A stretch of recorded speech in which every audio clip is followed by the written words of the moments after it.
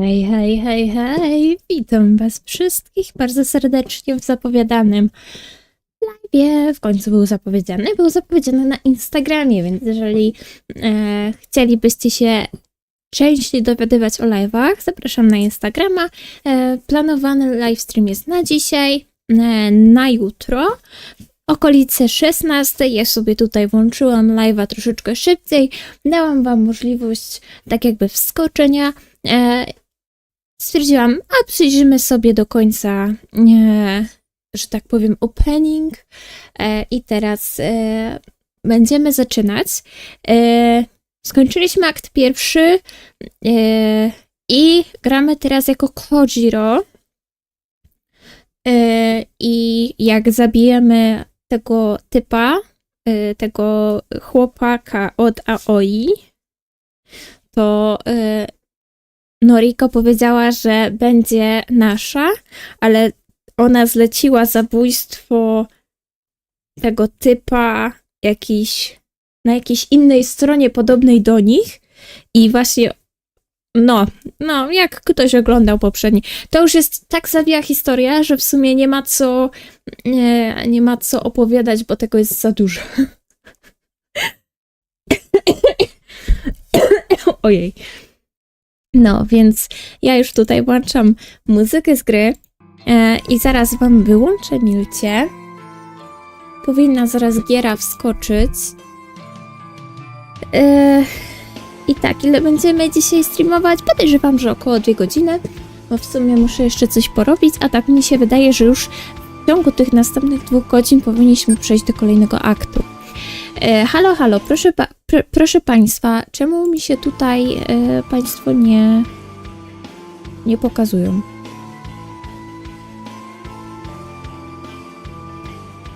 Czekajcie. O, dobra. Skoczyło. No i to tak naprawdę ostatni obrazek, który widzieliśmy. Więc kontynuujemy. Ciekawe, co nas dzisiaj czeka. Ciekawe, jak tam szkielet w naszej szafie. Aha, dobra. Kursor na bok i jedziemy dalej. Matko Święta, muszę przestać wymachywać tymi łapami, bo wy mnie tu zaraz ogłuchniecie. Czytam narratora, przemyślenia. W języku angielskim nie przetłumaczam. Tutaj voice aktorzy zajmują się swoimi kwestiami i co jakiś czas dajemy komentarz w języku polskim. Jeżeli będziecie słyszeć pieska z tyłu, to przykro mi, ale nie mam na to wpływu. Ma teraz taki wspaniały, że tak powiem, czas, gdzie jest nowy zwierzak i po prostu muszą się przyzwyczaić do siebie. O nich tam... nie będę chodziła w szczegóły, bo są nieważne. Ale dobrze. Muszę sobie poprawić w sumie. Muszę coś wykombinować z tym mikrofonem, bo zawsze miałam mikrofon tak jakby z drugiej strony. Tylko że ja mam teraz troszeczkę inaczej ułożone biurko i nie mogę mieć tego mikrofonu, tak? Może po tym live'ie w sumie spróbuję go zamienić, bo naprawdę wy mnie gorzej słyszycie i ja to doskonale wiem. Bo mikrofon jest tak naprawdę do mnie odwrócony tyłem. Bo on ma tak jakby 2 przestrzenie z przodu, z tyłu, w których wychwytuje on dźwięk. Teraz ja mówię do tej tylniej, tylko że pod takim kątem, gdzie jest to co najmniej nie za dobrze odbierane, a jak było z przodu, to było dużo lepiej. I tutaj też się pojawia problem, że mi strasznie ten statyw z tego mikrofonu bardzo przeszkadza. Bo ja, żeby teraz przeczytać tą linijkę, to muszę w sumie przez ten statyw patrzeć, żebyście mnie słyszeli. Chyba że pójdę tutaj z boku i sobie poczytam. No ale wiadomo, to jest dla nikogo nieprzyjemne. Więc ostrzegam, moje krzesło bardzo lubi skrzypiec. I jedziemy z czytaniem. dlatego mogę się zacinać, to też. Aha, i mój angielski nie jest idealny, proszę się tutaj nie spodziewać idealnej angielszczyzny. Tutaj dla zabawy sobie gadamy. Jak się śmialiśmy w poprzednich live'ach, lekcja angielskiego, jak ktoś z randoma wchodzi z strony głównej YouTube'a, to po prostu wpada do nas na lekcję angielskiego. No, wiem. Dziękuję, w ogóle witam.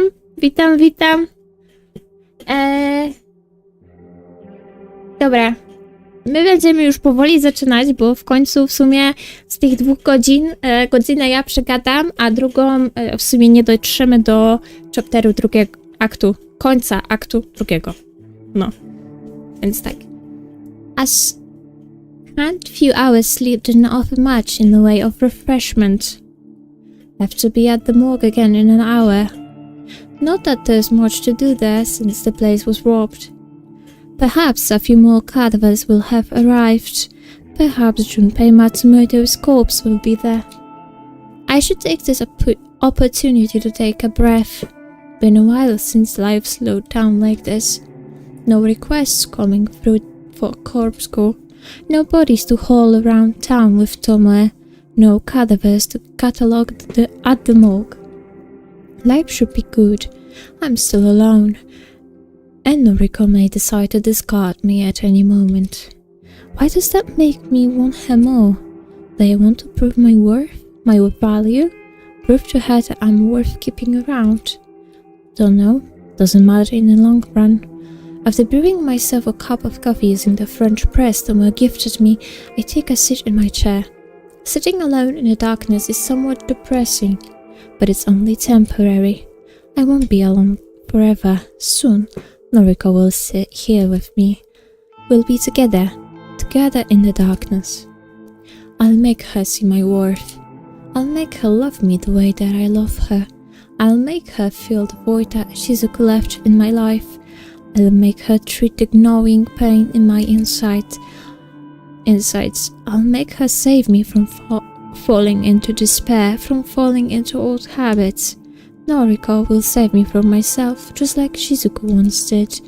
I take a sip of my coffee. It's still a little hot, and it's cold the gap in my mouth where my tooth once was. It hurts, but I'll be okay soon.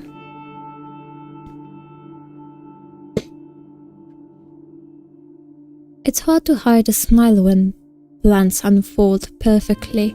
The body was here waiting for me when I arrived at the morgue.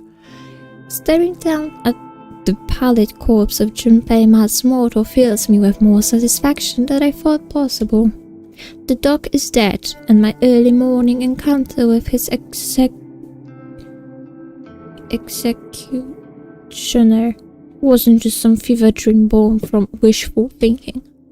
His body is riddled with stab wounds, deep, clean, piercing cuts, but these injuries were not inflicted by a knife.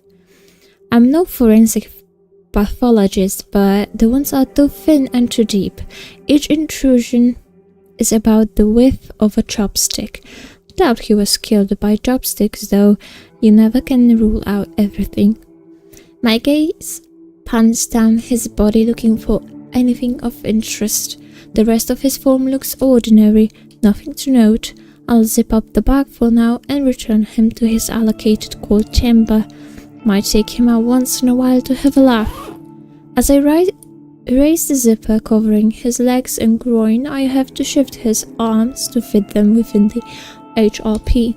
And then I flinch, and my hands instinctively retract from the cadaver. I'm used to the ice-cold touch of a body fresh from its containment chamber, the sensation of lifeless, preserved flesh.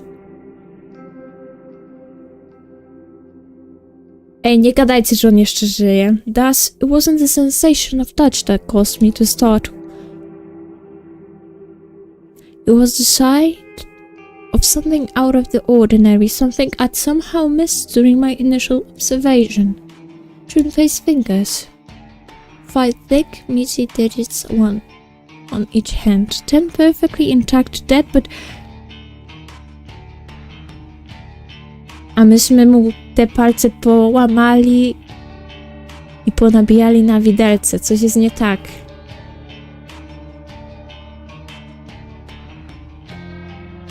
Czyżby Junpei żył, tylko to było takie podrzucone ciało? 10 perfectly intact, dead but otherwise healthy fingers. It was only days ago that I pierced 2 of his fingers, his thumb and his pointer finger, using cheap metal cutlery.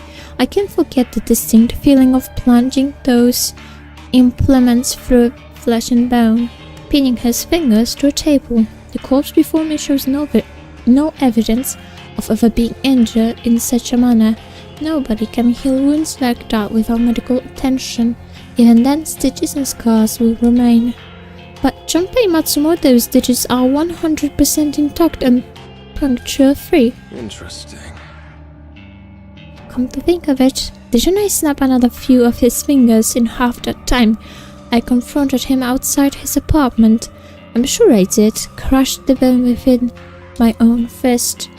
But this corpse's hands don't show any sign of that either. Normal to the touch, no visible bruising. On a whim, I pull up my phone and open Noise. I navigate to Junpei Matsumoto's profile, load a few profile images, swipe through them one by one. I put my phone right next to Junpei's head, comparing the similarities between Junpei's photos and his dead body. Everything becomes clear immediately. Certain elements of Junpei's features don't match. His nose is broader. In photos, his lips are thinner than found. The corpse in front of me is not Junpei Matsumoto, it's a copy, a clone. Junpei Matsumoto's death was faked for our entertainment. The body lying on the ground in front of the herald was planted there before we arrived, planted to convince us that Junpei has met his maker. The herald did not kill Junpei. The herald simply used one of Corpse Girl's tricks and produced a carbon copy body, all in order to fool myself and Noriko. As this revelation settles in my mind, I come to another conclusion. The morgue being robbed was no coincidence. I can almost guarantee that the cadavers used to replicate Junpei's death was stolen from this very place. A weapon of deception stolen and turned against us, and the morgue was targeted before Noriko even requested Junpei's death. Almost as if the human removal service predicted Noriko's movements in advance. Is that even possible? All I know for sure is that the dog is still out there, still sulking around looking for his master. This is starting to get interesting.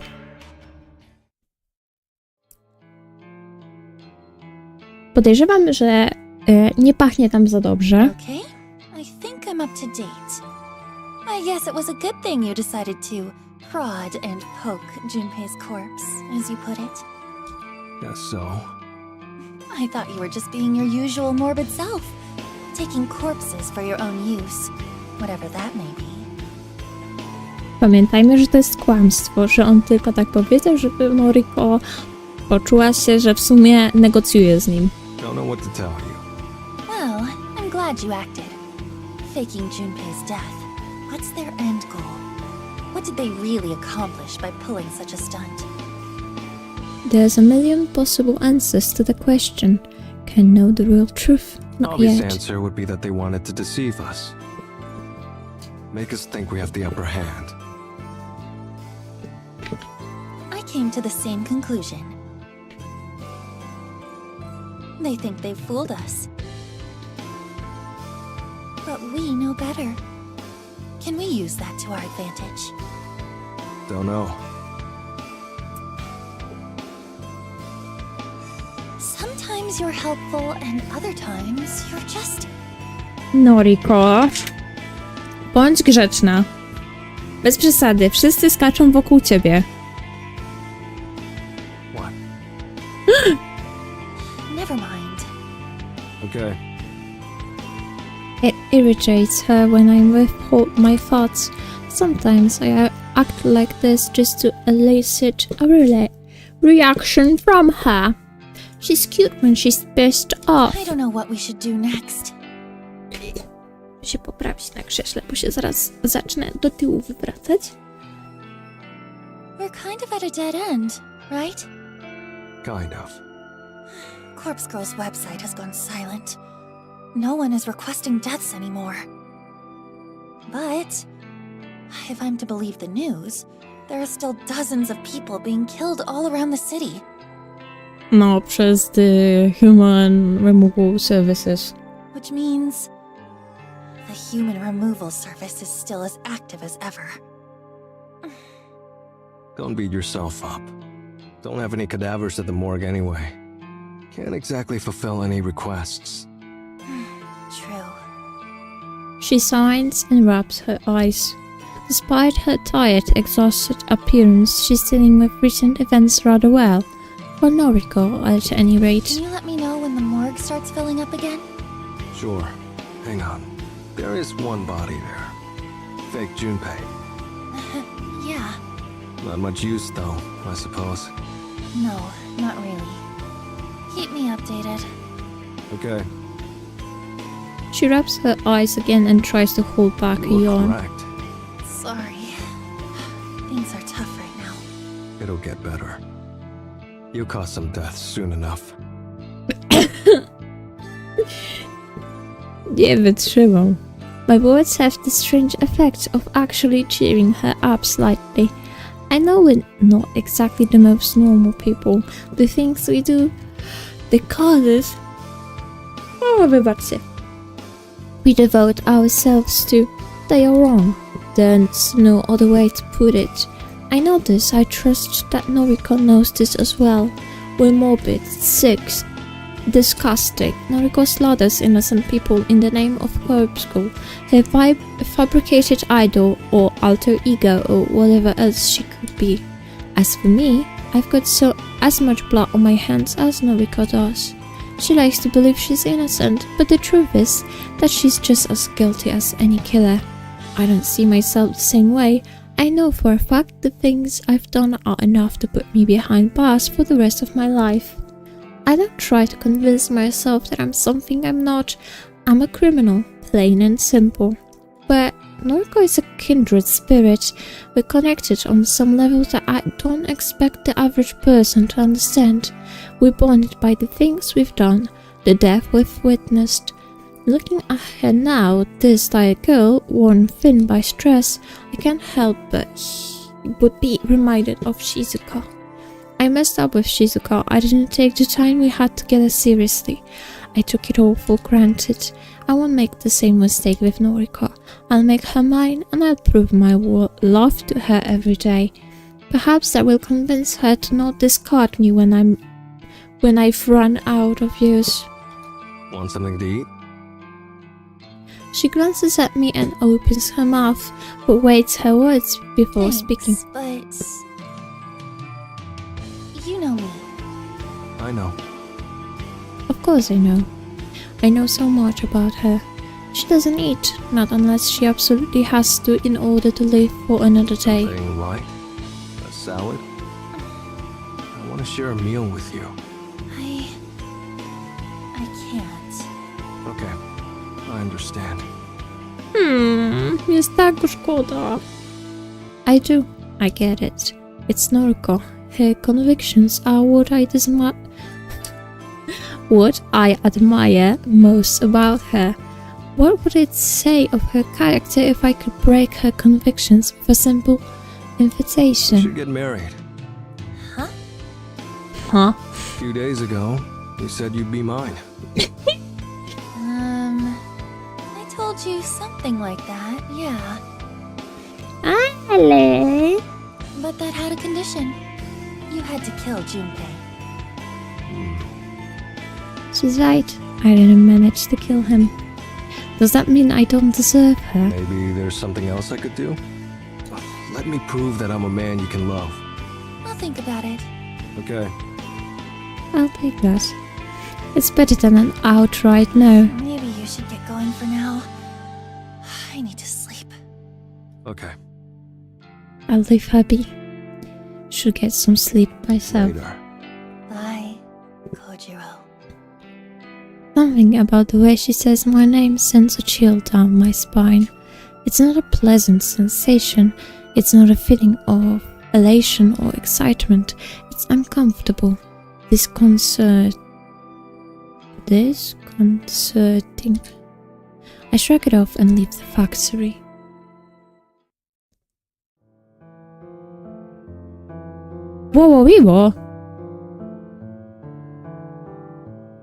Whoa.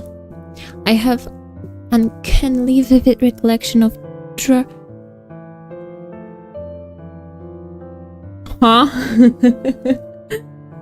jesteśmy my i Shizuko. No fajnie. I have an uncannily vivid recollection of dragging Shizuko's corpse through the streets of the night she was killed.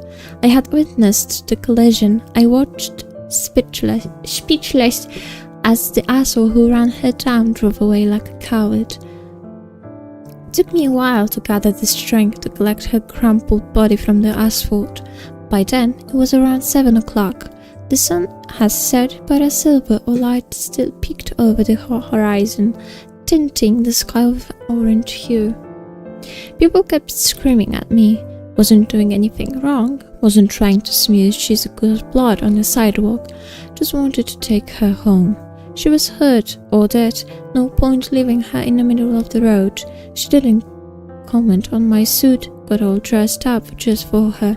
She didn't comment on the ring, even as I slipped it on her stiff finger. She didn't say a word about the size of the diamond, but she made a unique sound as we walked. It rings in my ears now and then, especially when I catch myself in quiet moments. I didn't know what it was at the time. It punctured the silence between my heavy footsteps. Turns out the sound was caused by the fabric of her dress stretching and ripping against the coarse texture of the sidewalk. She made that sound for the entire journey home. My footsteps, thud, Shizuko. People screaming, yeah! The cacophony of irritating noise assaulted us during the entire expedition. Silence didn't rear its hand until we arrived at our destination. Wasn't easy getting her up the stairs to my apartment. I'd carried her in my arms dozens of times, always effortlessly, but during that final ascent, Shizuko's weight exceeded the limit of my muscles. Had no choice but to drag her up slowly, a single step at a time. Wasn't my fault her head cracked against every step. Once we were inside, I finally had the opportunity to examine the damage. Her limbs were flattened, her chest had caved in, ribs crushed and ground into a fine dust. Remarkably, her beautiful face remained unmarred.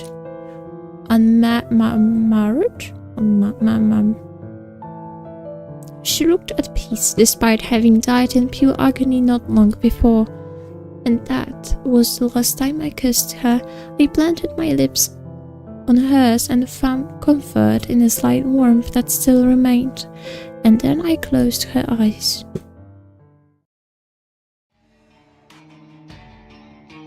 My memory of that event is so clear that thinking about it feels like I'm reliving it again for the first time.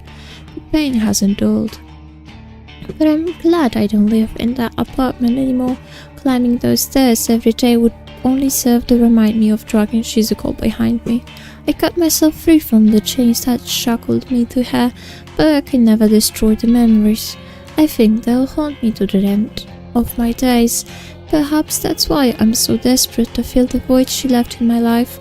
I'm desperate to distract myself with the love for another, and yet, at that time, I didn't want to let her go. I wanted to hold her cold, lifeless corpse to my body and simply waste away so I could join her in the afterlife. In fact, I was so attached to her corpse that I did something I'd never done before. Not once in all my history of toying with dead bodies. I decided to keep her.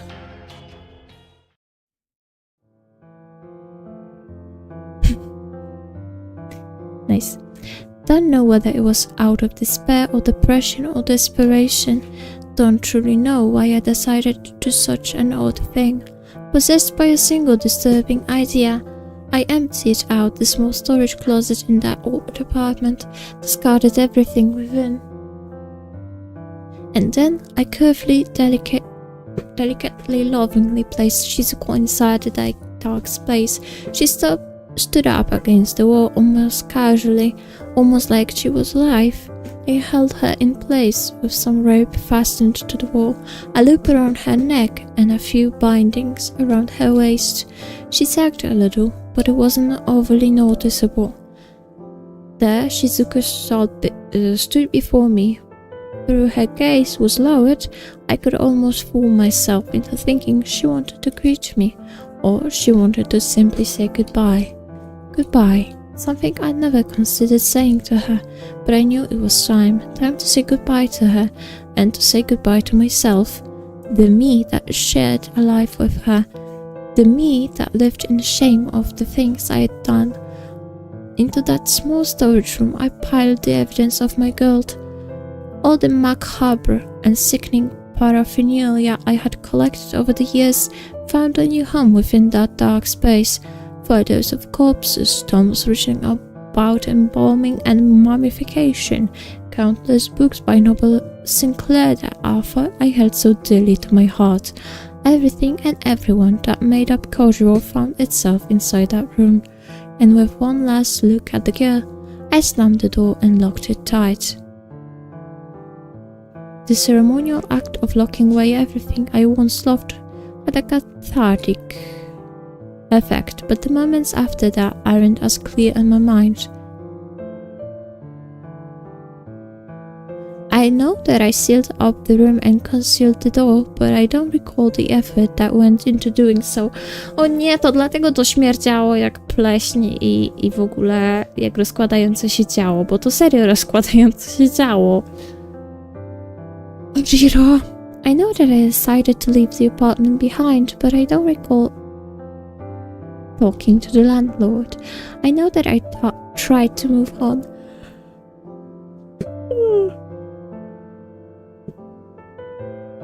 I know that I tried to move on from being the person I once was, but I don't know how much I truly changed.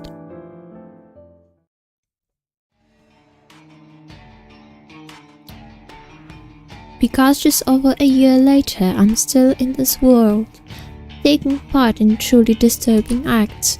I'm still obsessed with the dead, and I'm still fawning over Shizuko. Maybe people can't change after all. Maybe I've been fooling myself all this time into thinking that I'm different now, but I'm not. I'm the same as I always was. I'm still just Kojiro. Maybe that's okay.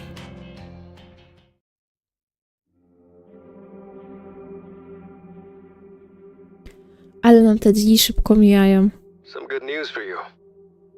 Really? What is it? A few new cadavers were in the morgue when I arrived tonight. Ah, Also, I was thinking what about? something funny. We went to such lengths to make sure we didn't get caught stealing cadavers from here. And? Well, it's amusing that the entire place was ransacked by the human removal service, but no one ever investigated. No one here seemed to really care. We tried so hard to cover our tracks, being careful about every single corpse we lifted. Then those assholes just waltzed in and stole everything without any repercussions. Yeah. It makes me sick. I want to bring them down. No Riko, Yeah. ją trzeba tak jak na takiej smyczy, nie? Upominać, że ma się nie wyrywać. Anyway, how many bodies came in today? 4. Not a great deal, but a start. Give it a week or two, and this place should be packed once more. Okay, good. Thanks for letting me know. Of course. See you. Later. Since I've already catalogued the new arrivals, I figure I can relax for the rest of my shift. I plant myself on an uncomfortable steel chair parked near the morgue's entryway. A few moments later, I'm lost within the flashing lights from my phone screen. Don't know how long I zoned out for, but when I come to, Noriko's name is emblazoned across my screen. Strange for her to call me now, since we spoke just before. Yo, You're not going to believe this. try me. Somebody requested a death. Ah, that explains the excitement in her voice. Congrats. It's been a while. It's been far too long. I thought we were done for. I thought Corpse Girl's website had fallen into obscurity. Happy for you. Kojiro, we can't let this slip through our fingers. We need a victory here. This new request has to be fulfilled immediately. I want this victim to die with a bang. I want his death to propel Corpse Girl's name back into the limelight. Roger. Awaiting your orders. I'm sending you the Vic's photo. Get me a corpse that matches his appearance, just like usual. Only got a handful of bodies here, remember? Going to be a long shot. Do whatever the fuck you have to do. Słucham? Her icy cold command leaves no room to be misinterpreted. Copy that. The call ends and I immediately receive a message from Noriko. Opening it up reveals the photo of Corpse Girl's latest victim. Male, mid-30s also, fairly remarkable guy. Let's see what bodies are in stock. I heave myself off the steel chair and log into the morgue's computer. Scanning through the inventory only takes a few seconds. There are 5 cadavers here in total, the 4 that arrived today plus the Junpei Matsumoto lookalike. Looking through the details reveals that of the 5, 3 are female and 2 are male. I immediately rule out using the Junpei lookalike corpse for this request. It's a heavy-set body and doesn't match the victim at all. I'll need to take a look at the other male, but I don't like the odds of finding a match.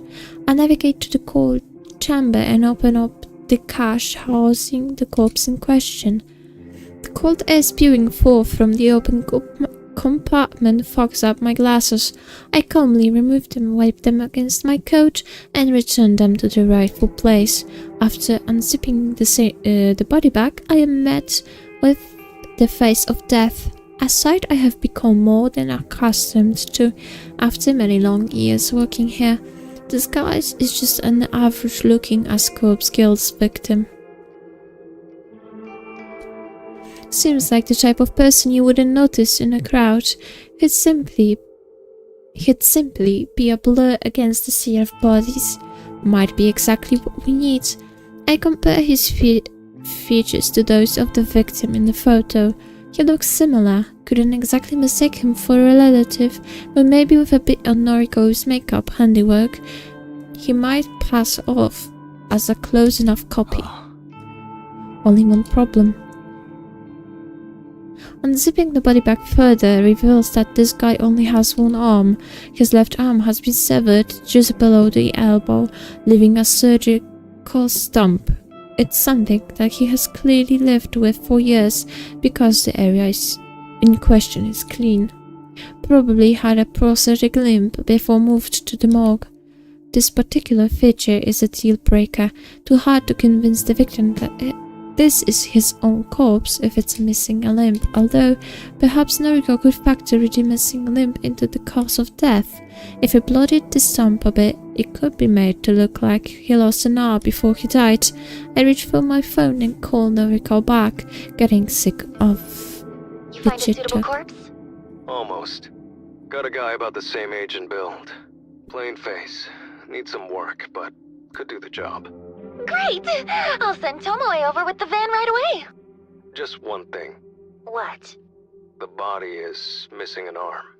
Oh, that is a problem. Yeah. Can you edit the corpse photo so that the victim is missing an arm? Make it look like it got chopped off before he died. That way, when he receives the actual corpse, he'll be expecting a missing limb. No. No? I'm already in the middle of making the photo. I'm not changing it now. Then I don't know what to tell you. Don't have any other suitable bodies. Make it work, Kojiro. Wuhan? That venomous stone again. What can I do? Not going to roam the street and kill someone that looks like the Vic. Come up with something else then. Hell, chop your own arm off and attach it to the corpse. I don't care what you do. But I need the body within the hour. If you let me down, I'll never be with you.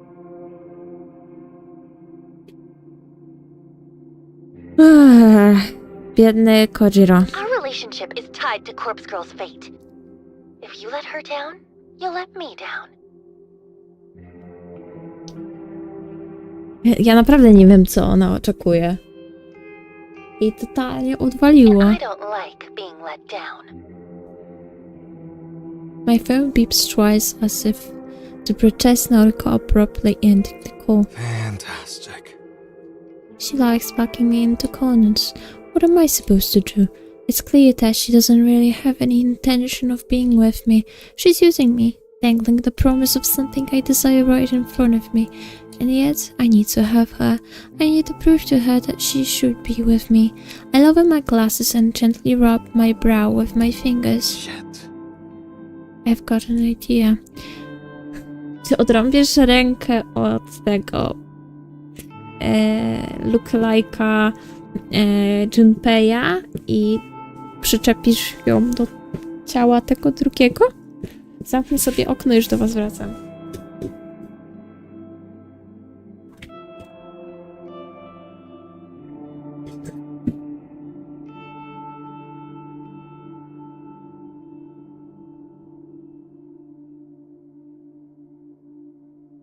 No bo w sumie, no nie wiem, nie? No albo pójdzie i okradnie inną kostnicę, albo sam zamorduje, albo pomiesza trochę ręce. I slide my glasses back up and adjust them so they're comfortable once more. I fetch the mobile mortuary lift and angle it underneath the tray, protruding from the open, cold chamber. With a great deal of effort, I detach the tray from the chamber. It rests upon the top of the mortuary lift, allowing me to wheel the corpse across the morgue. After pushing it halfway across the open room, I let the wheels come to a stop directly underneath one of the ceiling's glaring fluorescent lights. With that done, I turn and rummage around in a cabinet. I search through a number of tools until I find what I'm looking for. Clutching the sterile implement in a shaking hand, I return to the corpse lying atop the steel tray. I roll up the sleeves of my coat. Noriko. Here goes. Nie, ale mnie aż, nie wiem, blokuje, zaciska. Takie, Boże, dlaczego musisz to robić? No ale on musi robić. To jest to, że on za bardzo jest,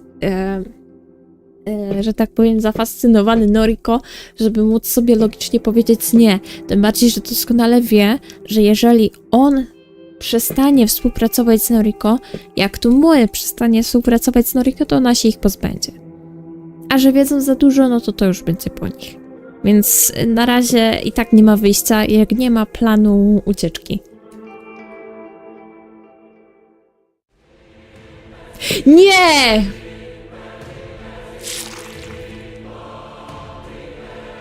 Pajacu głupi!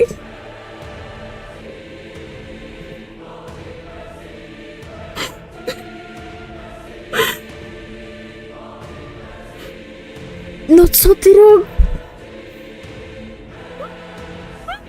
Ja nie wiem... Nie!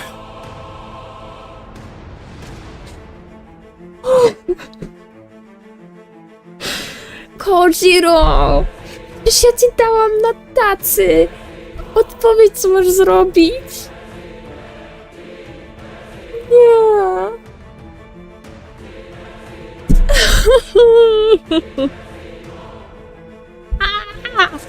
Debilu!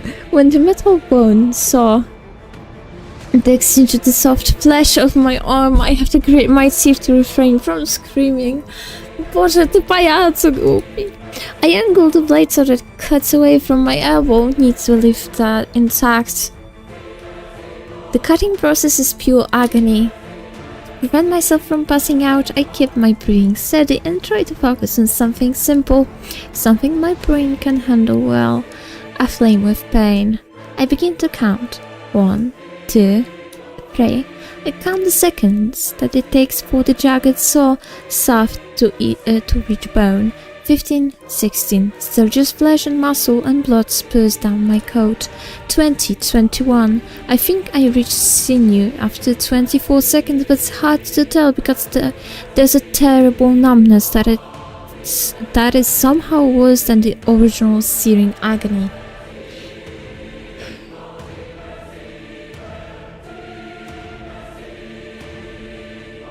Ja nie wytrzymam, nie. Ja nadal mam takie błagam, niech to będzie jakaś, nie wiem, halucynacja czy coś, proszę. Ale ja wiem, że to nie jest halucynacja i on serio sobie ucina rękę.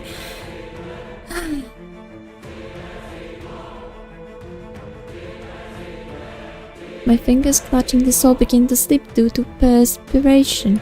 It's getting harder to even hold the tool. After some 32 odd seconds, the saw hits bone. I slide it back and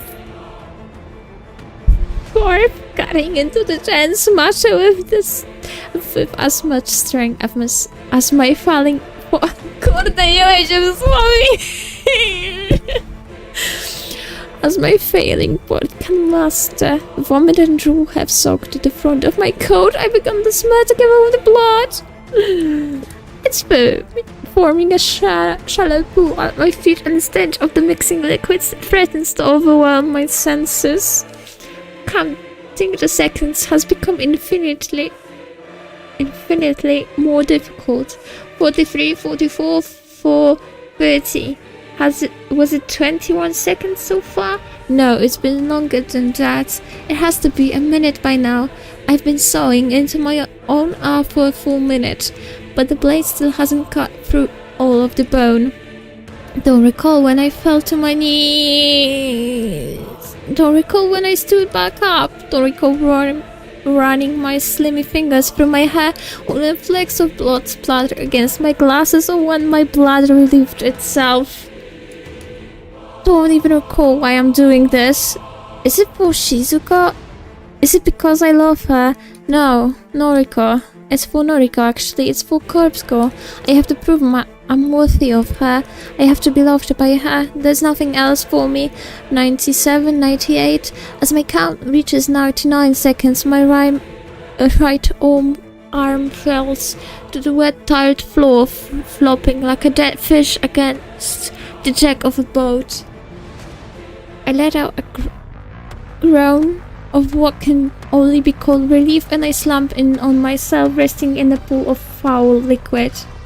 My vision is blurry, my breathing is ragged. The same part of my consciousness knows that I need to treat my wound. I need to apply a tourniquet? Or cauterize the damage, or I'm just going to bleed out and die on the floor of my own morgue. But a quiet voice in my mind, the very same one that drove me to such an extreme measure, urges me to finish my work. Getting to my feet is a struggle. I try to push myself up off the ground using both arms, but of course, yeah, I fall flat on my face when my right arm fails to react to my mental instructions. I think the lenses of my glasses smashed against the tires because my eyes seem to be bleeding now. Oh, yeah. A second attempt at pushing off the ground is more successful. My left arm is somehow strong enough to hoist my barely responsive body. I sway and stagger around aimlessly before collecting myself enough to attempt to fish my severed arm off the ground.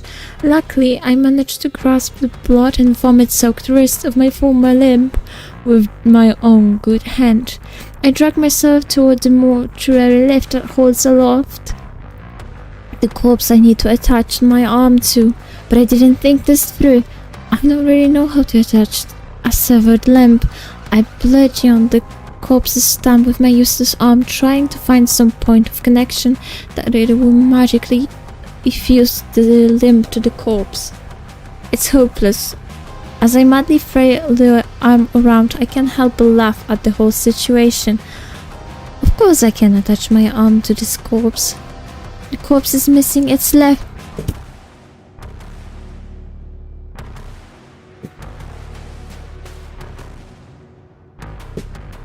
Tak myślałam.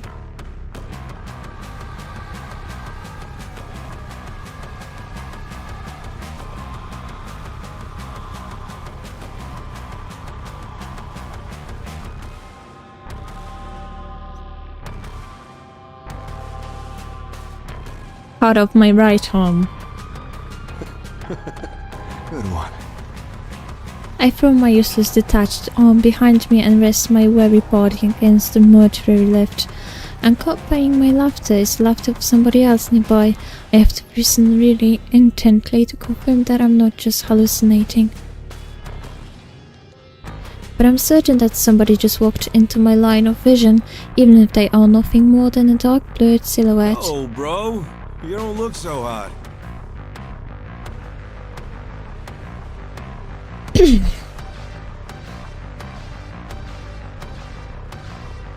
Nie wytrzymam. What'd you do? Cut off your own arm? I know the voice, but I can't place it right now. It's not my voice, and it's not Noriko's Want me voice. to take the pain away? Yes, please. I'll give anything to remove the pain. I can't voice my consent. My mouth is dry, my jaw locked in place. Nothing a little fire can't fix. The figure comes closer. He smells foul, like a dog that has bathed in gasoline. A dog, the heavy-set figure that I now assume is Junpei Matsumoto, is crouched over me. The smell of gasoline intensifies as he pours some sort of cold liquid all over my I clothes. gotta light this place up. Oh, yeah. But you guys didn't get the hint when we stole all of your corpses. Well, you ain't gonna be nothing without your precious Moore. And Corpse Girl is gonna wither away without her right hand man. Right hand. Get it, Kojimbo? The way he deliberately mispronounces my name really bothers me. It bothers me so much that the anger boiling inside me gives me the strength to open my mouth once more. It's Kojiro. Sure, bro. Sleep tight. The dog lifts his body and disappears into oblivion beyond my sight. The unmistakable sound of a match being struck should fill me with panic, but I feel strangely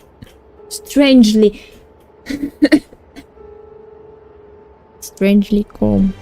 Warm glowing tendrils of flames flicker around the outskirts of my vision. Fire. The entire morgue is alight. The acrid smell of smoke quickly covers up the odor of gasoline. Fire. I lost my family to fire so many years ago. Maybe it's fitting that I should perish in the same way. Fire. I hate fire. I hate it and fear it. Fire. It's everywhere, surrounding me. The sickening stench of burning flesh permeates my nostrils, and I realize that it's the smell of my severed arm being incinerated behind me. Fire. I close my eyes. Really sleepy right now. Lost a lot of blood after all. Sorry, Noriko. Sorry I loved you.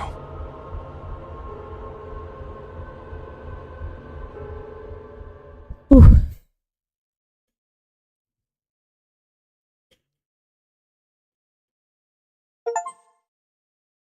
Skoczyliśmy akcję.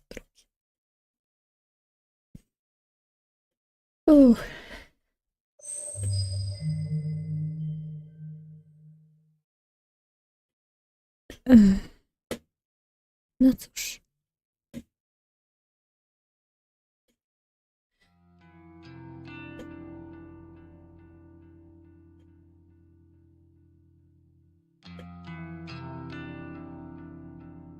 Oh, I'm so mad. I really wish I could scream at him, but I really want to scream. But he's one of my best customers. I just wish he would take the rules seriously. I said no free refills. The squeak of my voice surprises even me. Gosh, I never yelled at that customer before. It feels so liberating. I feel free. The customer hangs his head. He looks as guilty as I feel on the inside. Oh gosh, I shouldn't have raised my voice at him. Stupid, stupid, stupid. I'm going to get fired for this. I just know Sorry, it. Miss Owie. I'll never ask again, I promise. Make sure you don't. That's it. Don't let him see you back down. Be firm, girl. Stand up for yourself. The customer scurries away and I nearly faint from the adrenaline pounding through me. What a rush. I can't believe I didn't back down. Deep breaths. Deep breaths.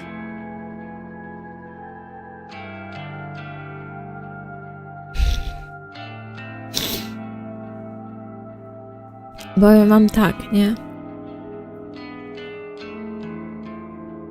To jest taka sól w rany, że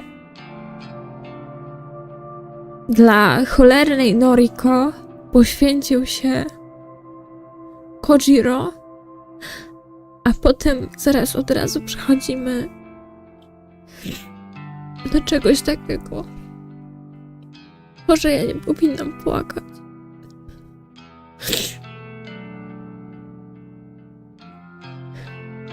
Ale no... Sami możecie poznać, że strasznie się przywiązałam do tych postaci i w sumie Kojiro, moją ulubioną.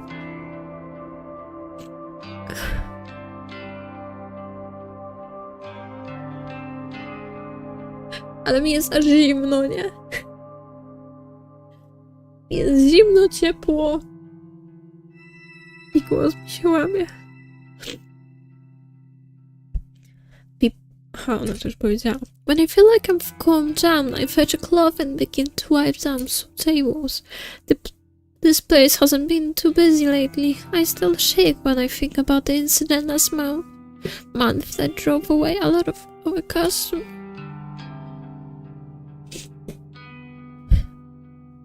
That man, that tall, scary man with glasses and an evil face, he hurt my sweet little Junpei.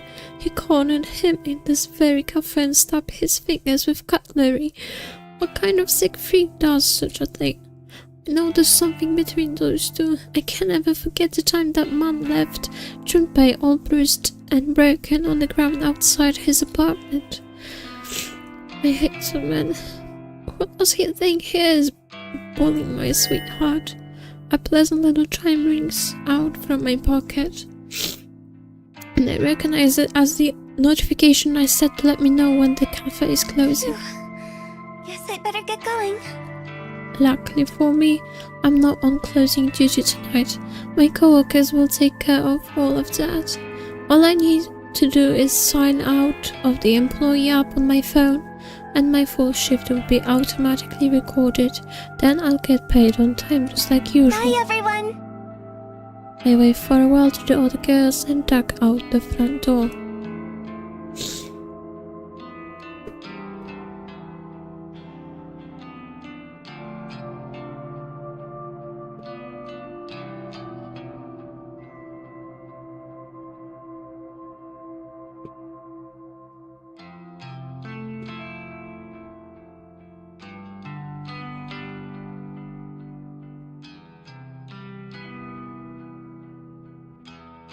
As usual, my cute little honeybee is awaiting me outside.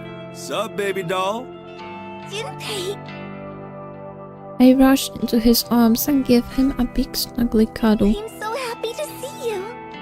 Of course, babe. I'm always here for you. How was your shift? Not so bad. Glad to hear it. Guess things really have changed around here. Yep. It's so much better since the old manager left. Good, good. You come tell Junpei if anyone else gives you trouble, yeah? I will. I nuzzle into his broad chest once more and immediately feel safe Can and I warm. come back to your place? Yes. He holds my hand and leads me toward the train station. I'm so excited to be with him again. Would you like tea, my dear? Whoa now, Sugar Plum, you've been serving drinks to people all day. You go kick your feet up and I'll do the brewing. Junpei is so thoughtful. Every word he says makes it clear how much he cares for me. Thank you. I heed his instruction and nestle in myself comfortably into the sofa. As I wait for him to finish up in the kitchen, I scroll through my notes feed. I don't have that many friends on here, mainly just family members, but I still like to see what everybody is up to lately. Plus, Junpei always shares funny memes and pics on his profile, so I love seeing those. After scrolling for a minute, I come across a status update from a friend I haven't heard from in a while. Noriko Kurosawa. No Kurosawa 2 hours ago. What does that mean? Her entire post is short and meaningless. It just says HEI 3. What on earth could she mean by that? When was the last time I talked to Noriko anyway? She used to call me all the time. I used to call her too. But somewhere along the line we fell out of touch. After I introduced her to Junpei, I kind of got the feeling she was jealous. Noriko always had feelings for me. Maybe being introduced to my boyfriend really hurt her. Oh, now I feel terrible. My love. Junpei sits down 2 teacups on a small coffee table in front of the sofa. Steam rises slowly from both cups. The sight and scent immediately relaxes me. Thank you, Pumpkin. Junpei scoots onto the sofa right next to me and he leans his head on my shoulder. I raise a hand and run it through his hair as I continue scrolling through noise with my other hand. A post from a guy I went to school with, Shinya Fujikawa, grabs my attention. One step closer to solving the mystery of the deaths around Tokyo, helping my father collect evidence from the crime scenes is like a dream come true. Thank you, father. Interesting. I think Shinya always wanted to be a detective. Come to think of it, we were supposed to work together at Temujin. Shinya lined up that job for me and I... Junpei's gaze is fixated on Shinya's profile picture. Oh, Shinya? I tap on his pic and load his full We profile. went to school together. I scan through his profile and read some more of his recent posts.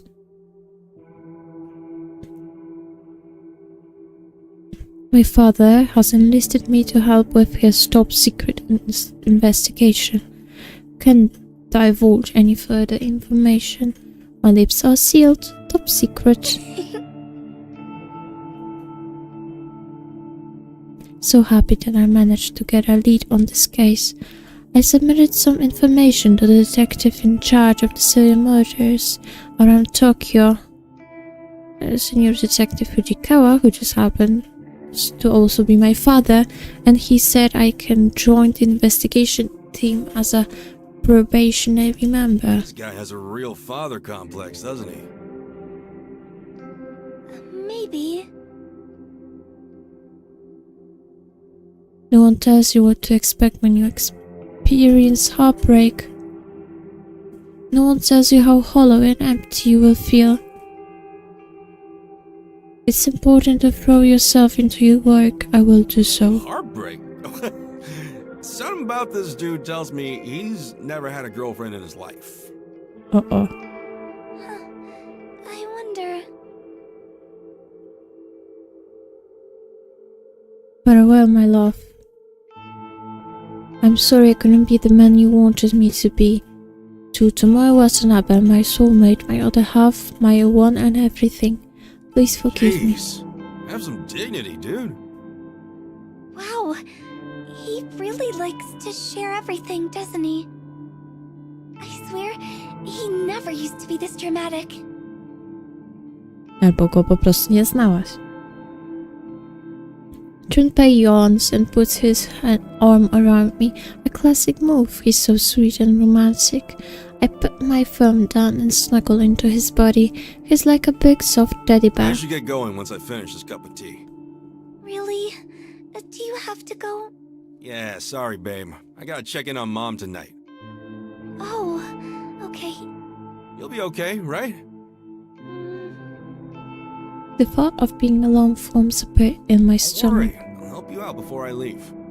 Thank you.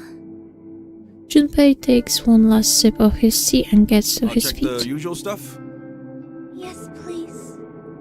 He walks behind the sofa and ruffles my hair with his rough hand. The bandages wrapped around his fingers feel coarse against my scalp. As he wanders around my small apartment, he calls out to Oven me. and stovetop are both switched off. The kitchen tap is off, no drips. He moves into the bathroom and his voice echoes against the tiled wall. Tap is off in here too. And the shower is off. Finally, he moves to the I'll front lock door. this door properly when I walk out. You just have to put the deadbolt in place, okay? Okay. Thank you. Anytime, sugar. I'll see you tomorrow, okay? Okay. Love.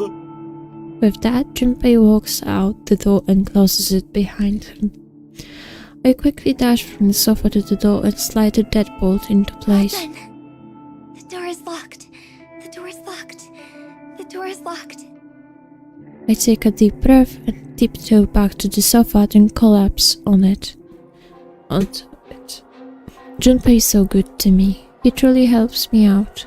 When I'm alone, I find it so hard to be sure that everything is in order. I can sleep or leave the leave. Boże, kochany. The apartment if there is a possibility that I've left a tap running or an appliance switched on. I can relax if I think the door might be unlocked. I have to check things again and again until there's no shadow of a doubt that things are the way they should be. I don't remember when this obsessive compulsive behavior first started, but I've been battling it for as long as I can recall. At the very least, when Junpei is here, he checks everything for me. He's so good to me. He saves me so much time. It stops me from having to stand in front of the kitchen sink for 5 minutes, constantly checking and double checking if the tap is running. Logically, I know it's easy to see if water is flowing from the faucet. You can see it, you can hear it, and you can feel it if you slip your hand underneath the floor. But logic rarely applies when I find myself second-guessing my own senses. I can glance at the faucet and tell myself that it's been turned off properly. It's not dripping. But when I turn away, what if I'm wrong? What if it's actually still running? I feel like my mind is betraying me. I feel like I can't trust anything I see or hear. When in doubt, it should be a simple matter of just quickly checking one more time. But the more I check, the less certain I become. And it's not just the faucet I have trouble dealing with, it's nearly everything. I unplug appliances from the power socket to make sure they're definitely not still running. I flick light switches on and off 20 times in a row to ensure I haven't left a bulb on when I leave the room. I open and close doors repeatedly, and locks are the worst. I have to examine them from every possible angle to convince myself that no one can possibly break in. My condition is completely and utterly fucked up. Struggling against it has caused all the horrible affliction to evolve inside of me. Anxiety, depression, self-hatred. I just feel like I can't do anything without the shadow of my compulsive behavior looming over me and controlling me. And so tonight, like many other nights, I decide to sleep right where I am, here on the sofa. Getting up and going into my bedroom is too much effort. Sleeping where I am is just much easier. I begin to drift off, my face planted against the sofa cushion, my legs trapped over the armrest.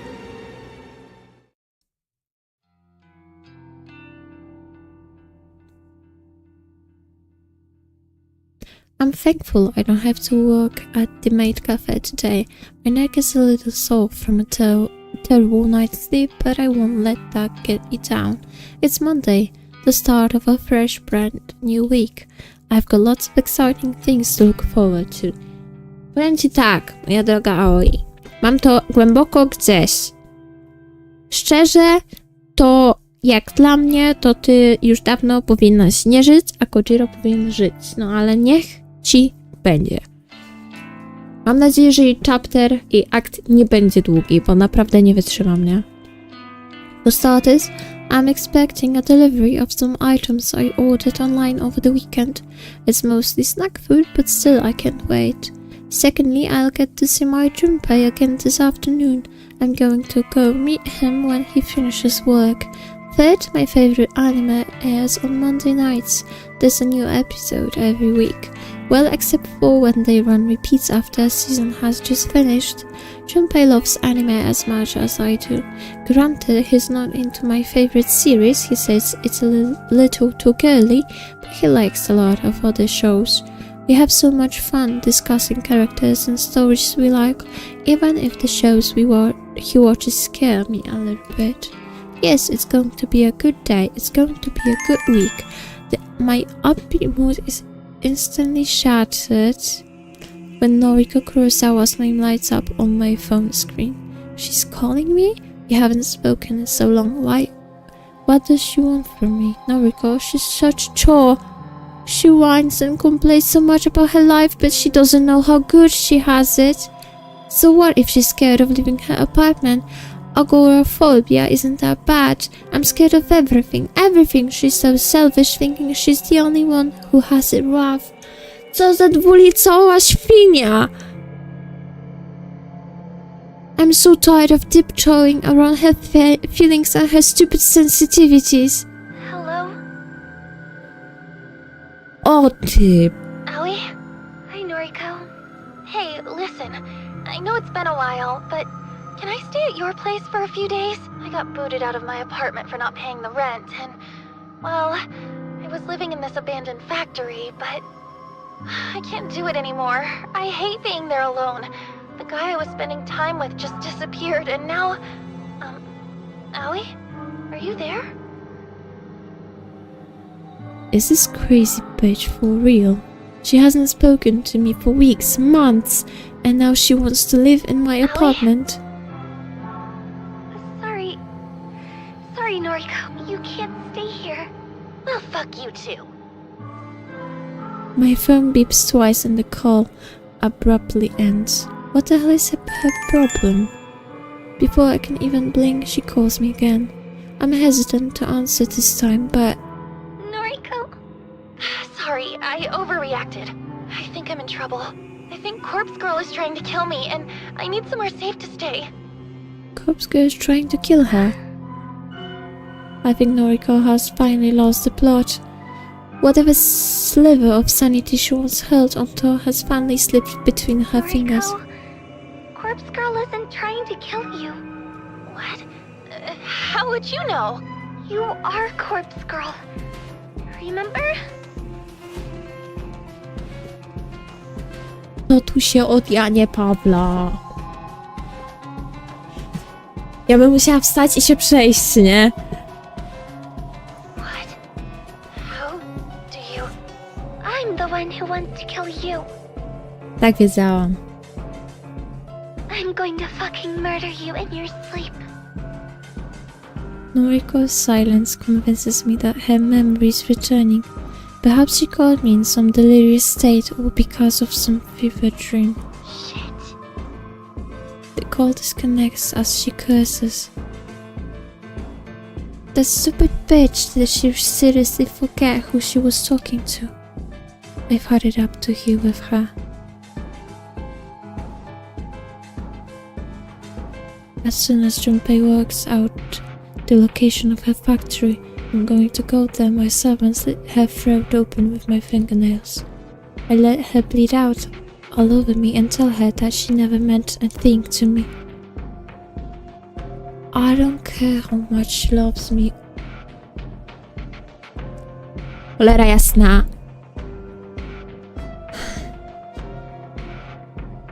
Ja wiedziałam, że jak zobaczyliśmy, że w ogóle The Herald jest babą, to że to jest ona, nie? Ale że ona jest taką kurwa krową, z przeproszeniem.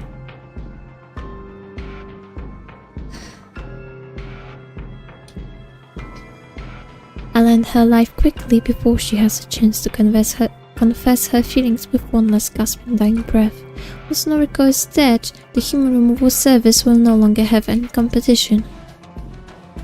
And I'll finally be able to take her place as corpse girl.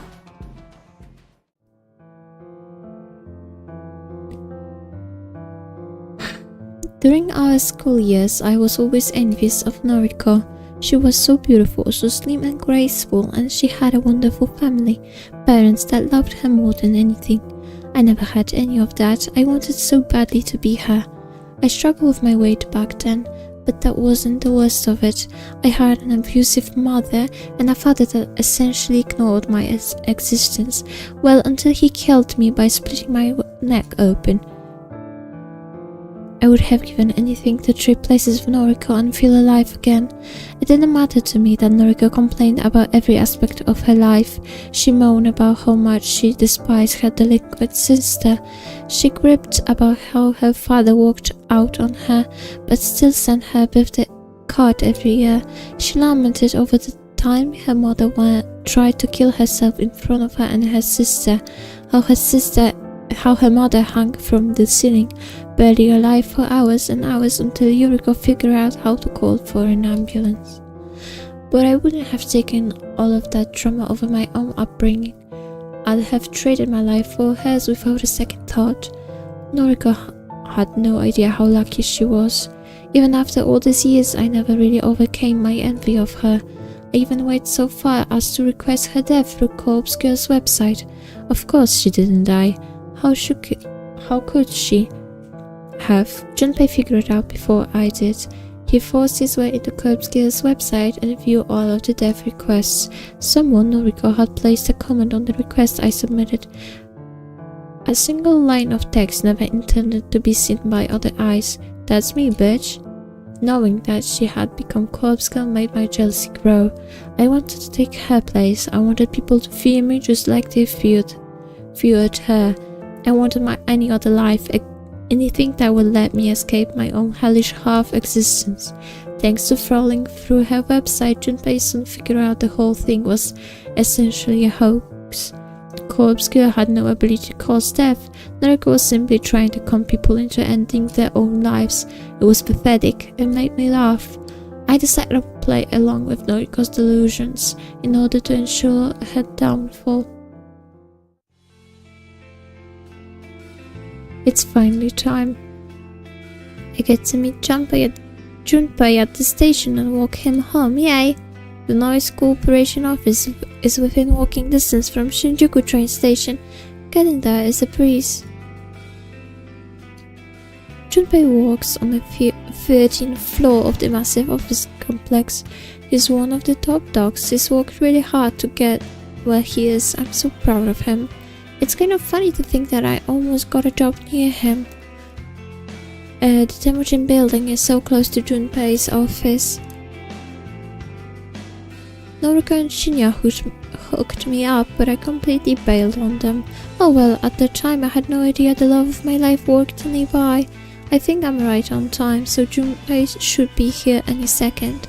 As I wait patiently, a familiar-looking girl climbs the stairs and wanders past me. Her outfit is kind of unprofessional. I wonder if she's an office employee. She looks a bit like a troublemaker. Where have I seen her before? She caught me staring at her. Oh no, she's walking towards me. Don't I know you from somewhere? No time to run away. She's right in front of me. Yeah, you're Noriko's friend, right? Aoi? Noriko's friend. Everything's always about fucking Noriko. Yes, and you are? The brush girl swoops her hair out of her face and leers at me. A friend of hers as well. Oh! I suddenly remember where I've seen Tomoe before. I think she was in some of Shinya's photos. Is she the girl that Shinya was dating and broke up with? How is Noriko Dunno. Was hoping you could tell me. Haven't seen that skank in weeks. I see. I haven't seen her either. Righto. Well, see you around. Just like that, the girl brushes past me and doesn't even look back. Bye. I watch her as she wanders along the platform. Oh, babe! Junpei. Wybaczcie, What up, doll? trochę przyspieszam, That bo chick mnie you were just nerwują. talking to? She works at Tamuchin. I see her walking around here all the time. She's the one I told you about. Wait, that's her? Yup.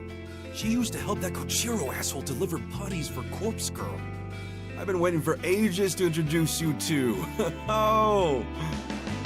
I know that Junpei and immediately break into a Get her, run. babe. Junpei cheers Fate as I leave him behind. Tomoe, she's the one helping Noriko, helping Corpse Girl. We've been waiting for a chance to follow her. Junpei has been keeping an eye on her, but her actions and movements are erratic and hard to predict. But today I fortunately had the opportunity to follow her. She's connected to so many people, Noriko, Kojiro, Shinya. They're all involved with Corpse Girl's operation. We want to track them all down, one by one, and cremate them like cadavers. Of course I'm saving Noriko for last. I'll slice her open and bathe in her blood and be born again from her corpse. I'll assume her identity and live her life and leave my own painful existence behind. I race along as fast as my legs will let me. My feet pound against the trim platform, and several people passing by stop to watch me out of curiosity. As long as the mother doesn't notice I'm tailing her, then I don't care who sees me. I follow her all the way to the end of the platform, then I blend into the crowd as we board the same train. I knock on the door to what I can only assume is Tomoe's apartment. She answers after just a moment and shoots me a quizzical look. As soon as the door is all the way open, I dash forward and slam into Tomoe with the full force of my tiny butt. She tumbled into the apartment though. Tomoe doesn't even lose her balance. She's a lot bulkier than I am. She absorbs most of the impact and manages to remain standing.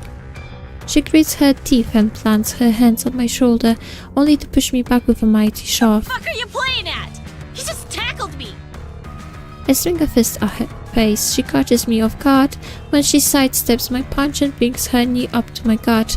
I reel back, but the injury doesn't bother me. Take that, you dumb skank! I'll teach you to attack me! I don't care if you're Noriko's friend! I'll put you on the fucking ground! Her long, fake nails rake across my face and blood pours from my torn skin, but I stand firm and stare her You're down. allied with Corpse Girl, right? Is that what this is about? I don't give a shit about all that anymore. It's all behind me. You know Corpse Girl's identity? Of course I do. Why? Are you curious? Got someone you want to have killed? No. I know that it's Noriko. You're damn right. I should have guessed that a friend of hers would be just as psychotic. Noriko can go fuck herself for all I care. I'm done with her shit. So am I. I'm going to kill her. From her rise, I rises an Thought eyebrow. so? Well, she kinda has it coming. I see. Corpse Girl is done and dusted. Doubt the public even remembers her these days. It's all about the human removal service. Noriko's just Noriko now. But I still won't forgive her for what she did to Kojiro. What is she talking about? Does she know something I don't? What happened to Kojiro? Do you even know who he is? I do. He warned me about her, you know? He said she'd discard us as soon as we weren't useful anymore. Sure enough, she had him killed. Fucking burned him alive.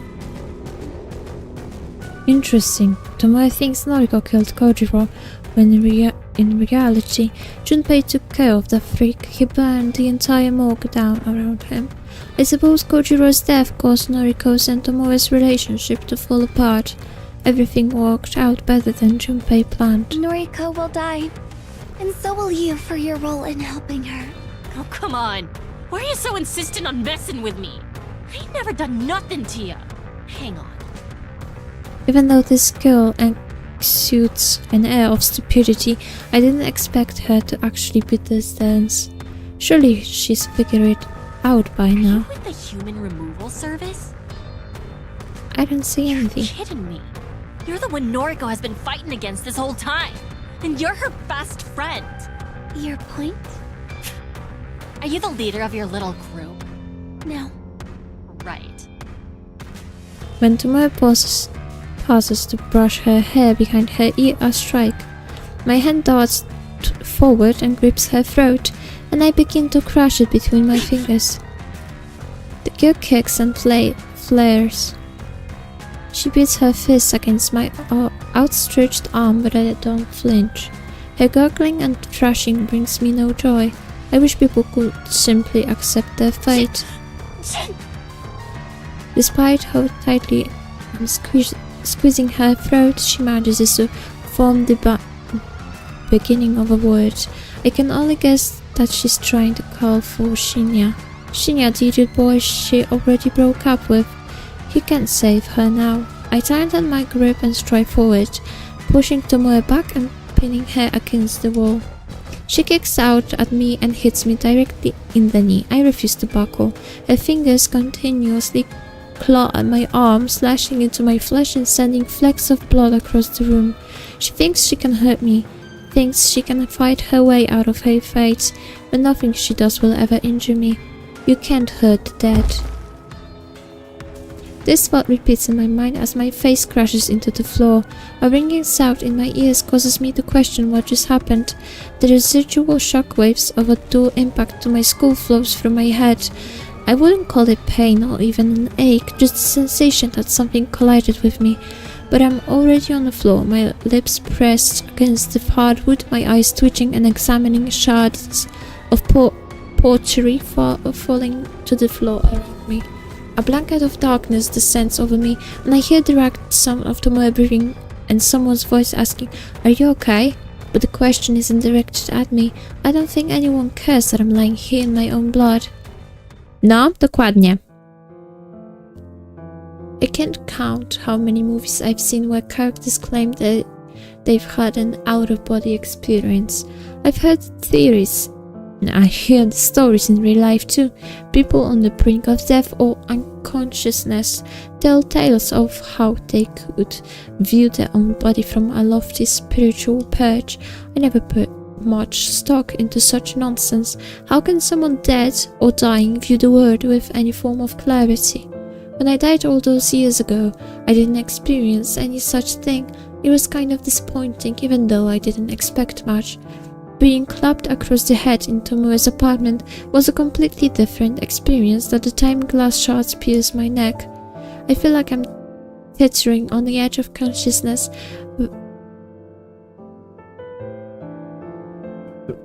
Right around. On the half floor, I can see some lights, some blurred shapes, and I can see my body down below. My body, delicate and frail and slowly decaying. I don't get it. Why would I have an out-of-body experience now of all times? I'm sure as hell didn't experience anything of the sort when my father slit my neck. So why now? I wonder if any of my victims ever suffered from hallucinations like this before dying. Did Kotomi Ita and all these people on the train platform experience this after I cut them open? Did they also helplessly look down on their own bodies from above as the train screeched past? Emi Katsuno, boy, did she scream when I pushed her over the balcony railing.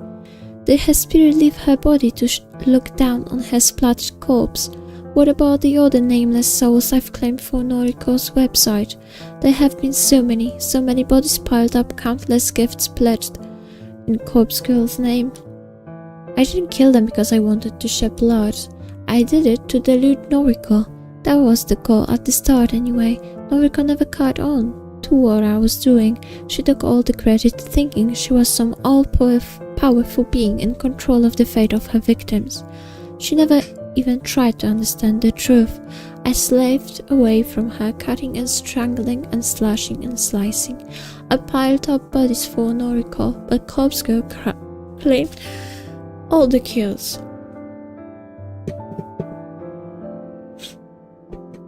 It was pointless endeavor. I think she would have spiraled into madness even without the power trip. I suppose it doesn't matter now. Things have changed. My only focus now is to kill Noriko. I should have done so right at the start. Lucky her for wasting my time. As I look down on my body below, I see a girl too scared to go on, too scared to struggle anymore. It's a shame. If I wasn't killed years ago, I might have had the chance to live a normal life. Well, there's nothing else for it. I feel my spirit returning to my body. It's a strange sensation because I know I'm not returning to life. How could I? I've been dead for far too long. My only choice is to claim Noriko's life for my own. I'll become her and discard this rotting walking corpse.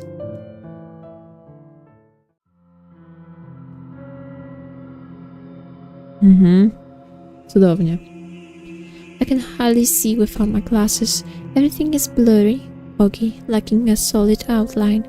Colors bleed into other colors. Blue blends into purple and yellow melts into brown. It doesn't help that I'm partially colorblind. Never had much luck telling red and green apart anyway.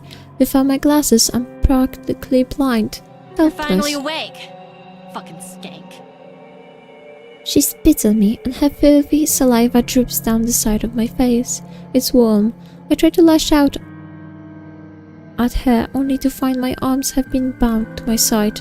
I try to scream out but my mouth is gagged with what I can only assume is a sock.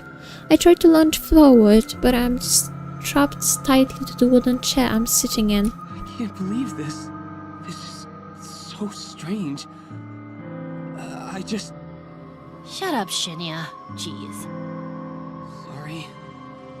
The blurred forms of Toma and Shinya are pacing the room.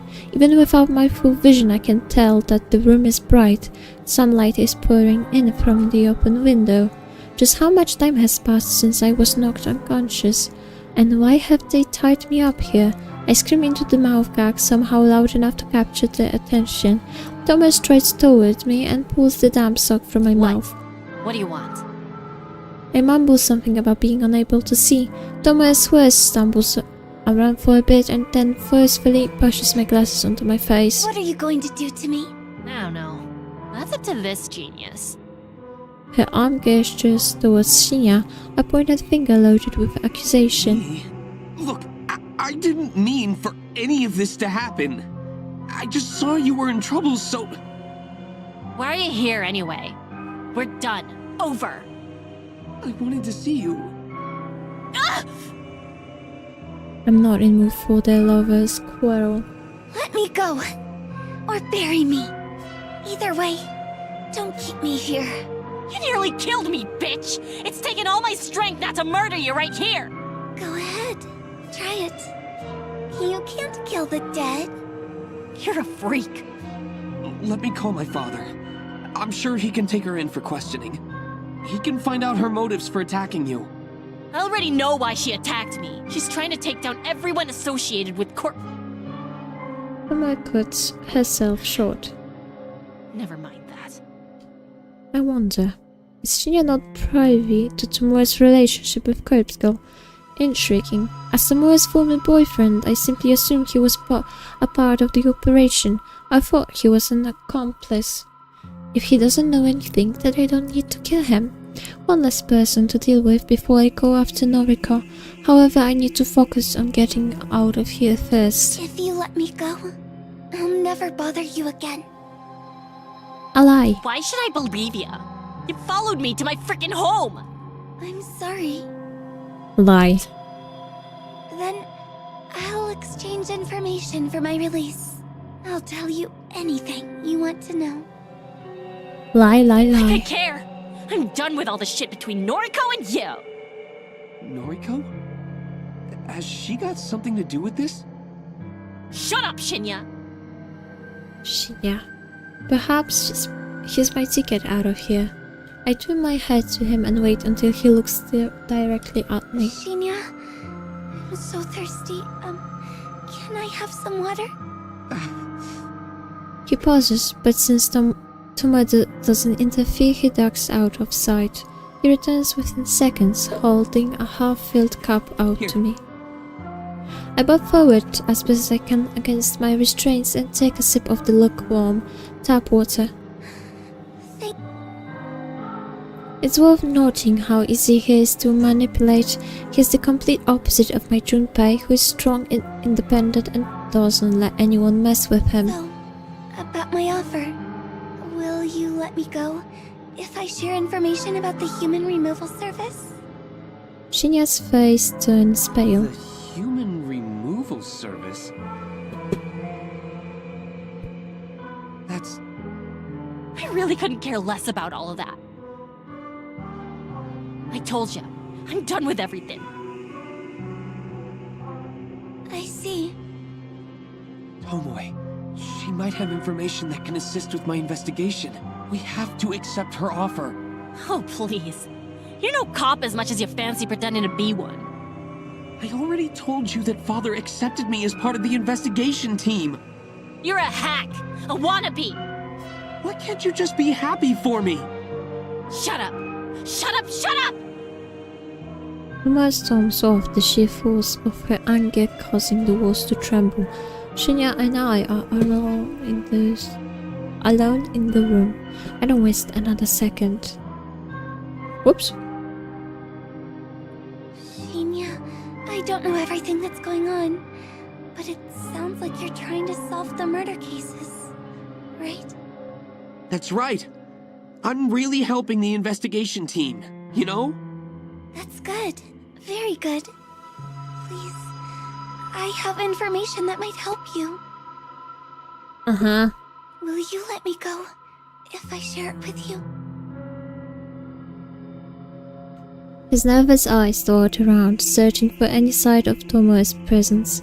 And then he looks me dead in the eyes and says the very last thing I ever expected to I'll hear. let you go if you help me kill Noriko Kurosawa. Ah.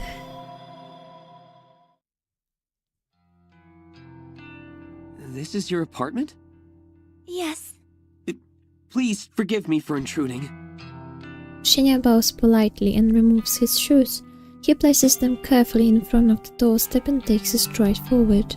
He takes a good look around before turning to You me. have a nice place. Oh, please, I wish you would cut the formalities. We're here to discuss serious business. He's acting like we're new co-workers or something. I walk over to the door and make sure it's fully closed. I slide the deadbolt into The door place. is locked. I whisper this under my breath so Shinya can hear The me. door is locked. Repeating phrases like this has become a sort of mantra. It helps me concentrate. When I'm about 90% sure the door is actually locked, I wander back to Shinya.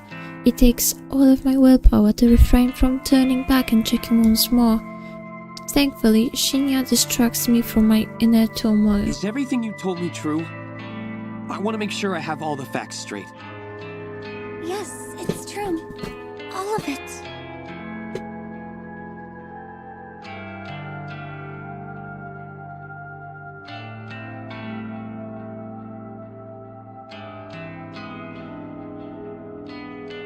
Truth intermingled with lies is still the truth, right? I locked out when Tomoe left the two of us alone in her apartment. If I'd had to explain things to her, I would have had to give her inside information on the human removal service's operations. Anything less could have clashed with her existing knowledge and caused her to doubt me. But since I only had to explain things to Shinya, I had already determined that Shinya wasn't in the loop, so I concocted a convincing lie in order to secure his cooperation, and he bought it. Want to get my head around it. Noriko Kurosawa is Corpse Girl. She's the one that was behind the initial string of murders across the city. She delivered photos and corpses to her victims in order to convince them that they would die soon. And that had the effect of causing people to kill themselves. Almost a self-fulfilling prophecy. Of course, all of this part is true, kind of. Shinya doesn't need to know that I acted behind the scenes and brought the victims low by my own hand. Those acts of violence almost seem like a distant memory now. It was so I was so committed to aiding Noriko that I couldn't think of anything else. In the end, my assistance didn't help my own situation. I only propelled Noriko's ego into the stars and continued to suffer my cursed It half-existence. wasn't long before another group started killing people in much the same way as Noriko did. A group called the Human Removal Service. They've killed hundreds, if not thousands of people in the past months. Again, all true so far. You were enslaved by Noriko? Forced against your will to infiltrate the Human Removal Service and bring them down from the inside? Boże, co za pajac, That's kretyn. right. He's a fucking idiot. Explains why you want to kill Noriko. You want to be free from her. Even if it isn't exactly the legal thing to do. Legal? What kind of pedestal is this guy standing on? He specifically requested assistance to do the exact same thing. He wants Noriko dead, just like I do. If I remember correctly, you only managed to learn one important thing about the Human Removal Service, right? Yes. The group is made up of dozens of members. Dozens of people that all masquerade as the leader known as the Herald. There's no single person responsible for the murders. It's the joint effort of a large group, all striking across the city simultaneously. Am I correct? And there's the real kicker. He's absolutely spot on. I didn't mind sharing this bit of information with him. It does nothing to assist him with investigation. And wrapping the lie that I was Noriko's lackey in a blanket of truth makes everything all the more convincing. Yes. That's right. Phew, okay.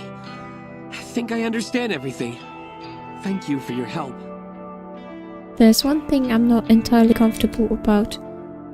Shinya hasn't been forthcoming with his reason for wanting Noriko dead. If I don't air the question, I feel like he will never address it. Can you tell me why you want to kill Noriko? He tries to back away from the question by twiddling his thumbs and pretending to examine the nearby wall. I need to know. Otherwise, how can I trust you? Trust. It's a word that has always made me laugh. How can I trust anybody? I couldn't even trust my own parents, the people who swore to raise and protect me. My mother hit me when I misbehaved, when I overslept by 5 minutes or raised my voice ever so slightly. I was a child. How could I ever trust her not to lash out at me? My father, how could I ever trust him after he killed me? And Noriko, the one friend I opened up to, the one person who knew all about my struggles. She betrayed me. She kept her perfect life out of reach, taunted me with it, dangled it in front of me like a carrot on a string. And when I asked to share her life with her, she completely misinterpreted it. She told me she loved me, told me she wanted to be with me. She wanted to shower me with gifts, hold my hand, be intimate with me. She wanted to be my girlfriend, but how could I ever be intimate with her after what I went through? She didn't understand me. She didn't understand that I wanted to be her, not be with her. She wouldn't trade lives with me, so how could I ever trust her? How could I trust her when she said she loved me but wasn't willing to make a sacrifice to make me happy? Everyone is full of shit, and I'll never trust anybody again. Junpei spends every day trying to prove his love to me. He assists me with compulsive behavior. He helps me do my shopping, helps me keep my apartment neat and tidy. Do I trust him? No. I know what he wants from me. He's no better than Noriko. He's willing to jump through hoops for me in the hope that he'll eventually conquer my flesh. Even when he tries to help out with my compulsions, I don't have full faith in him. He takes it upon himself to complete my checklist of rituals in order to spare me the stress. But more often than not, I still have to go ahead and double check everything, just to make sure he didn't fuck anything up. If I can't even trust him with that, then I know I'll never be able to trust another soul with anything. Looking at Shinya now pacing nervously around my apartment, I decide to not put any stock into what he says next. There's no way in hell that I'll believe whatever comes out of his mouth. Noriko is my friend, but my father, Chief Detective Fujikawa, in case you didn't know, has declared her the prime suspect of our investigation. Thing is, Father isn't the most lenient person, and he's been cracking under stress lately. If he finds Noriko, if he arrests her, there will be no trial. She'll simply get life behind bars. Guaranteed. Shinya hangs his head and I hear a quiet sob. Our country's idea of justice? She doesn't deserve anything less than death for her crimes. Letting her live safely behind bars isn't a punishment. It's an act of mercy. I want to ensure Noriko receives true justice, fitting judgment for the lives she destroyed. What he's saying just doesn't add up. How does he know she won't receive the death penalty? It's true that it's not a common punishment, but it is still illegal in this country, especially so for cases of mass murder. Does Shinya have information that I don't? I need to find her. I need to hand her the justice that my father is too cowardly to deliver. Whatever. I'm already sick of this guy. He acts like he's been personally wronged by Noriko's crimes. Like he's so high and mighty he knows what's best. I doubt he knew a single person that Noriko killed. Fine. To be honest, I don't really care about your reasons. As long as you want Noriko dead, then our goals are the same. But I have to ask, will you turn yourself into the police after you kill her? Once again, Shinya hangs his I'd head. be a hypocrite if I didn't. He leaves his sentence hanging in mid-air. It wasn't exactly a confirmation. There's only one problem. I have no idea where Noriko's hiding. She doesn't live in her apartment anymore. She doesn't show up to her office. I know that she has a factory that she runs her operation from, but I can't find it. I see. I might be able to help.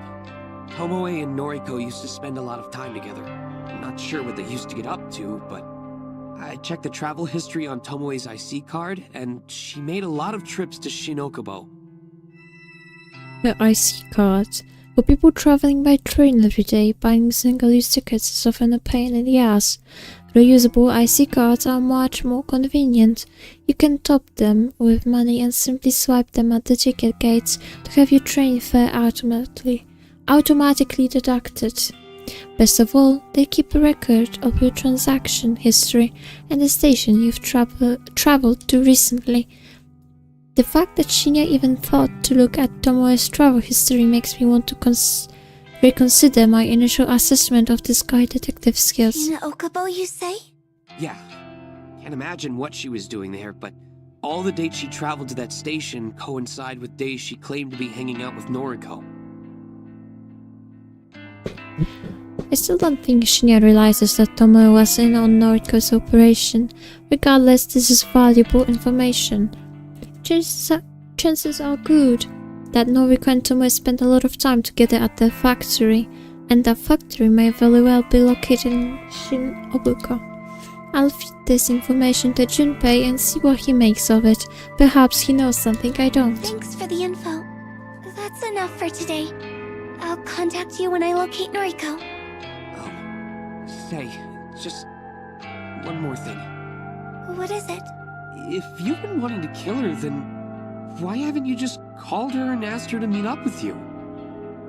He thinks he's so clever. He thinks he has everything all worked up. He doesn't know shit. It's not that easy. I need to find where she's living and running her operation from. I want to destroy everything involved with Corpse Girl. I want to burn her factory to the ground. More lies. Lies on top of lies. The truth of the matter is that Noriko knows perfectly well my intentions for her, even if she temporarily forgets it during moments of delirium. She would never agree to meet up with me, not now. Things were different not so long ago, but I missed that opportunity. Noriko worked out my position in the human removal service. She figured out that I am the herald, the one responsible for slicing and dicing. She doesn't know that there's more than one herald, but that's irrelevant. And she doesn't know that I'm responsible for the mass of the bodies littered across Tokyo thanks to Corpse Girl's website. However, as long as she knows I'm a threat, she'll never agree to meet with me. How she came to that conclusion that I'm the enemy is beyond me. She's a sharp person despite teetering on the edge of a total breakdown. It doesn't matter, the point is, I can simply call and meet up with her. Besides, I actually do want to locate the factory just as much as I want to locate her. The factory is where I'll plant myself, it's where I'll start my life anew. It's where I'll glow and blossom into the new Corpse Girl once I've taken over Noriko's identity. Shinya is contemplating my answer. It seems good enough for Fair him. enough. You want to see Corpse Girl completely and utterly defeated. I get that. That's your idea of justice. Sure. Agreeing with him will make this ordeal of a conversation end quicker. I'm going to get some rest. So... Okay. I understand. I'll take my leave. Call me when you locate Noriko, okay? yes. Lie. Farewell then. He makes his way to the door and I don't take my eyes off him until he disappears through the portal. When he's gone, I tiptoe toward the door and confirm it's fully closed. I make sure the door is snugly nestled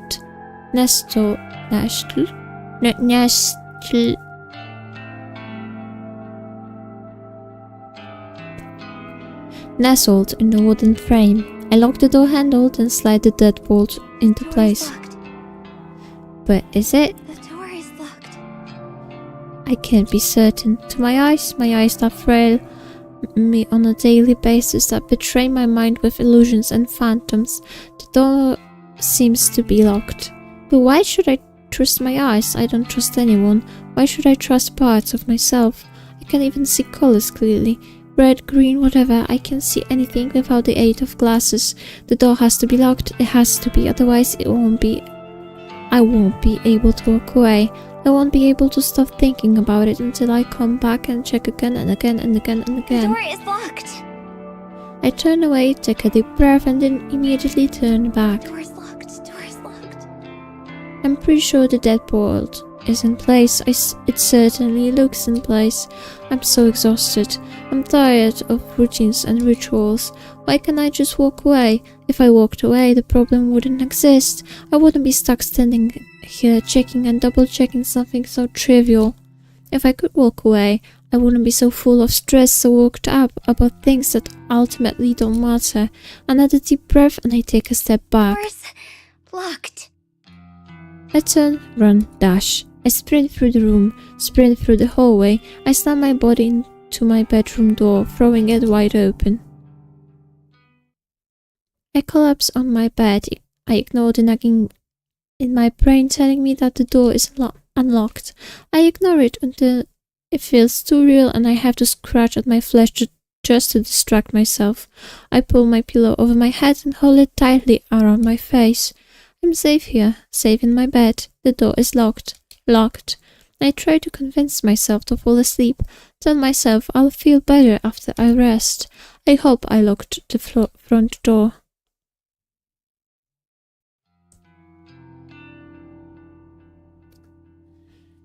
Nie wiem, już byś mogła, nie wiem. I reckon I'll have some work for you soon. The other heralds have been keeping the numbers up. There just haven't been any requests for this area lately, you know? Yeah. I'm only half listening to Junpei. He said something about why I haven't been tasked with killing anyone lately, but I don't really care about the reasons. Junpei is the only one in contact with the leader of the human removal service.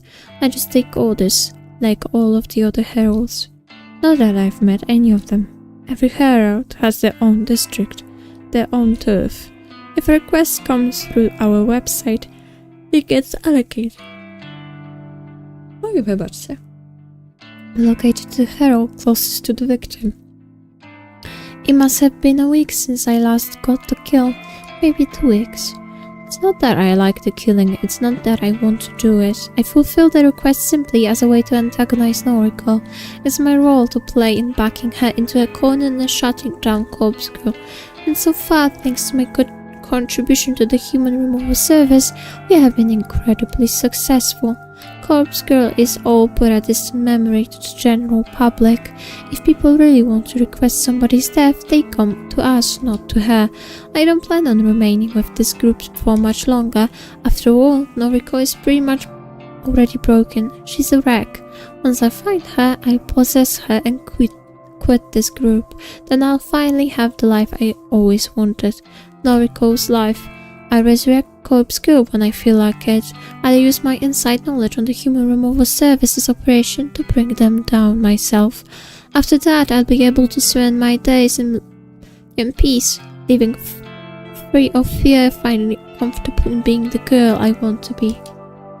I'll truly be Noriko. Hey, you in there? I suppose I drifted too far away. I rub my eyes, look at Junpei and flash him my sweetest fake smile. I'm okay. Sorry, honey bear. I'm very tired. Oh, don't sweat it. You want me to grab you a cup of coffee? That would be lovely. You always know how to make me feel better. Of course. I'm on it, babe. You wait right there. Junpei stomps away and heads into the bar. Behind the bar, leaving me alone in this empty section of the cafe. I take a seat on one of the cardboard boxes lining the wall. The box is solid thanks to being packed full of various canned drinks. The maid cafe belongs to us in the early hours of the morning. The place doesn't open until noon, so there's no one here this early. I have my own keys these days, regardless of whether or not I'm supposed to. Junpei suggested we use the place as a makeshift base of operation after I decided I was going to continue working here. That was some time ago now. Originally, I truly had planned to quit. I was going to go work with Noriko. My manager at the time used to drive me insane. I couldn't wait to get away, but after I killed him, things here weren't so bad. The new manager is great. He doesn't pressure me to work shifts I don't want to. He doesn't let customers take advantage of the staff. Neither the new manager nor the other staff members care that Junpei and I meet up down here. It's not like we leave any incriminating evidence behind either. It's simply an easy place for us to meet up and talk since Junpei lives so far away from me. The added benefit is that we have access to cheap drinks and food thanks to my employee discount, so hanging out here is actually quite pleasant. I wait for a while longer for Junpei to return. I really could use a coffee right now. His return is heralded by the thump of heavy footsteps against the tiled Got floor. you, fam.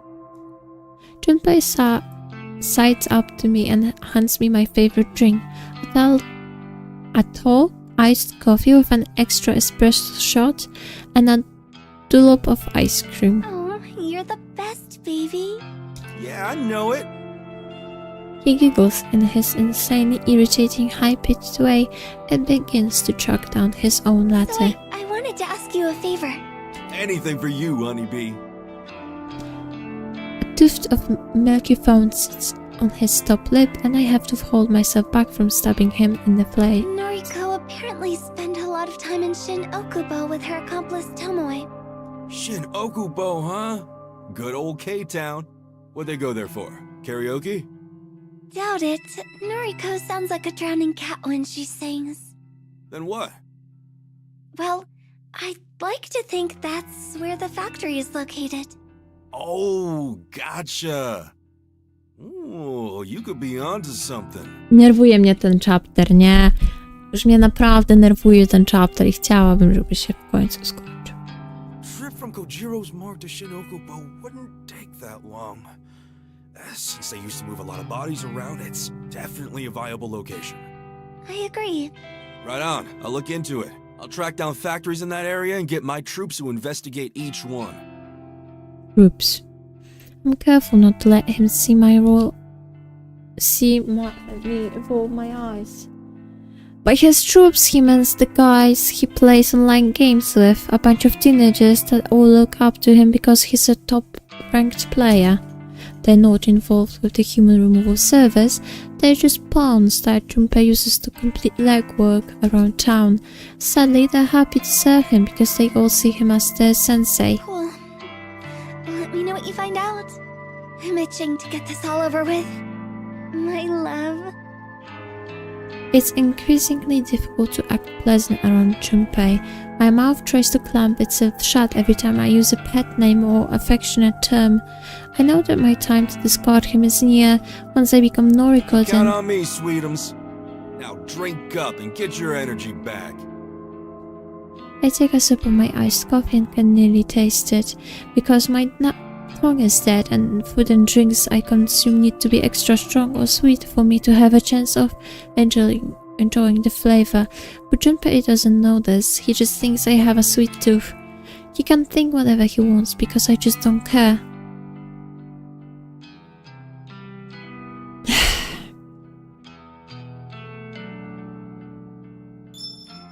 A message from Junpei arrives while I'm lying in the fetal position on my couch. Hey cutie, the guys checked out a bunch of factories yesterday. Got the location. I have to read the message twice to be sure my eyes aren't deceiving me like usual. Does he truly have the location I've been looking for? I take a calming breath. I don't want to jump to conclusions, especially with something involving Junpei. He has the tendency to exaggerate and may just be trying to get me excited about some useless information. I sent him a short reply requesting the info. I instantly received a thumbs up emote. Then the text box changes to an animated as Junpei composes his follow-up message. The wait is agonizing. If Junpei pulls through for me here, I might finally learn Noriko's location. If it all pans out, then everything could be over by tonight. It's hard not to get excited about the prospect. It's hard not to get ahead of myself. I could leave my death behind and never look back. I could become Noriko and live the happy life she has been keeping to herself all these years. The message finally arrives on my screen. It's an address, not that I expected anything else. A street name and a factory number in the Shin-Akuba area. One more message from Junpei comes through. My guys saw a chick matching Noriko's description inside that factory. They thought she was a zombie. Ha! Go check it. This is it. As long as this information is solid, I've located Noriko's factory. My entire body begins to shake. An icy chill washes over me as though I just walked into a cold shower. It's a strange sensation for a dead girl to feel. Pain doesn't affect me, and yet the cold is something I can never banish from my bones. No time to focus on that. I have to stay calm, need to concentrate. I pull myself together. Jestem ciekawa. Bo na razie wydaje mi się, że w sumie tutaj nie ma elementów nadprzyrodzonych. Więc raczej nie zrobiliby czegoś takiego, że w sumie ona naprawdę nie żyje. Wydaje mi się, że ona po prostu przez to, że za młodu została tak jakby, że tak powiem, uszkodzona, że rozciął jej tam te gardło, czy co to on nie to tam zrobił, że po prostu ona niekoniecznie odzyskała całkowitą łączność nerwów. Albo może niedotlenienie mózgu wywołało to, że obumarły jej odbiorniki i tutaj w sumie może dlatego nie czuje tego bólu i ona myśli, że ona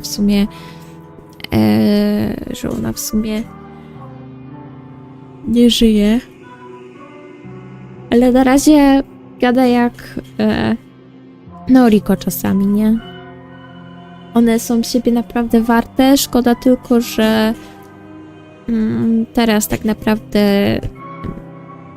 siedzimy i wysłuchujemy, nie? Jak to przez tak naprawdę 3 pierwsze chaptery pomagaliśmy Noriko i wszystko, a tutaj nagle się okazuje, że pojawia się taka idiotka jak Aoi i w sumie co? No nic, no i teraz wysłuchujemy, nie?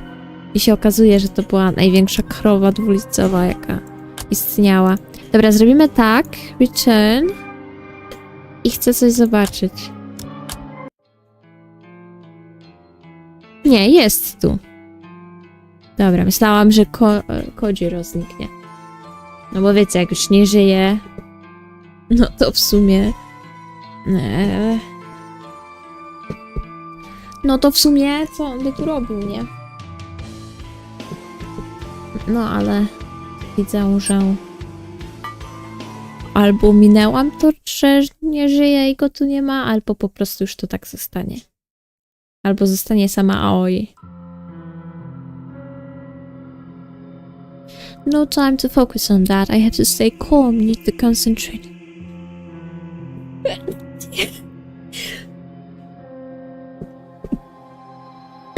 Przepraszam. Need to concentrate and pull myself together. I launch myself up from the couch and collect the backpack hanging off the coat rack. And I unzip it, run through my hands through its contents, and convince myself that everything I need is within. After swinging the bag over my shoulder, I throw open the apartment door and venture outside.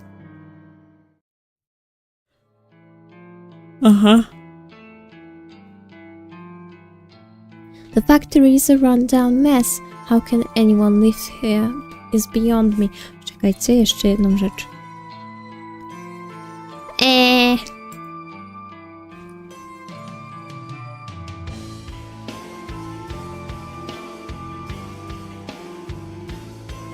Tylko 37 osób skończyło akt pierwszy? 33 akt drugi?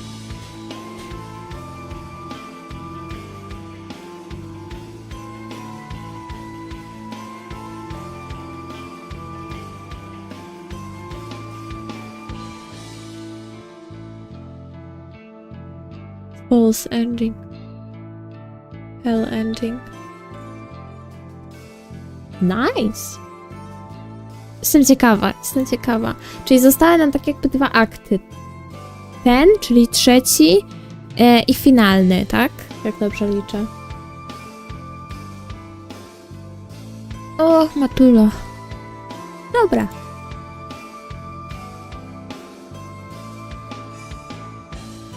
The factory is a run-down mess. How can anyone live here is beyond me.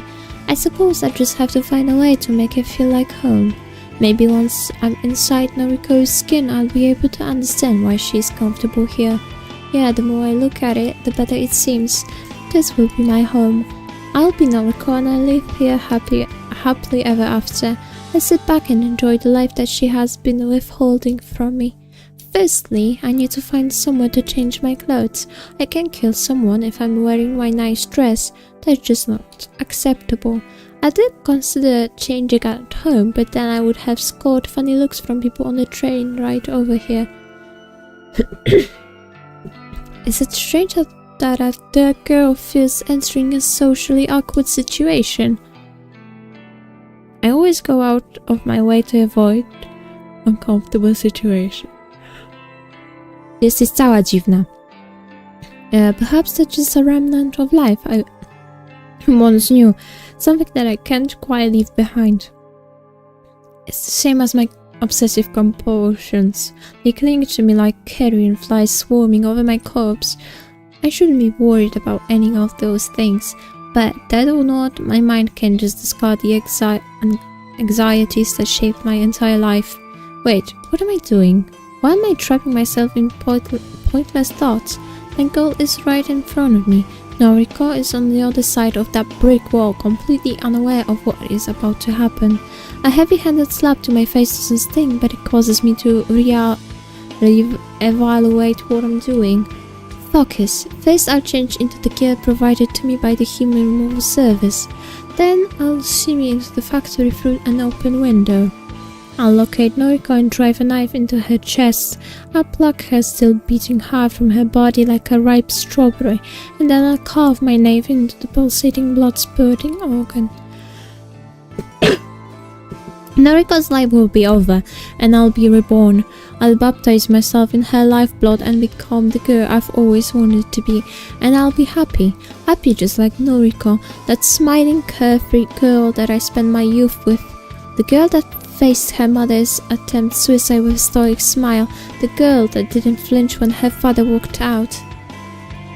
The girl that stayed inside day after day when the outside world just became too scary to face.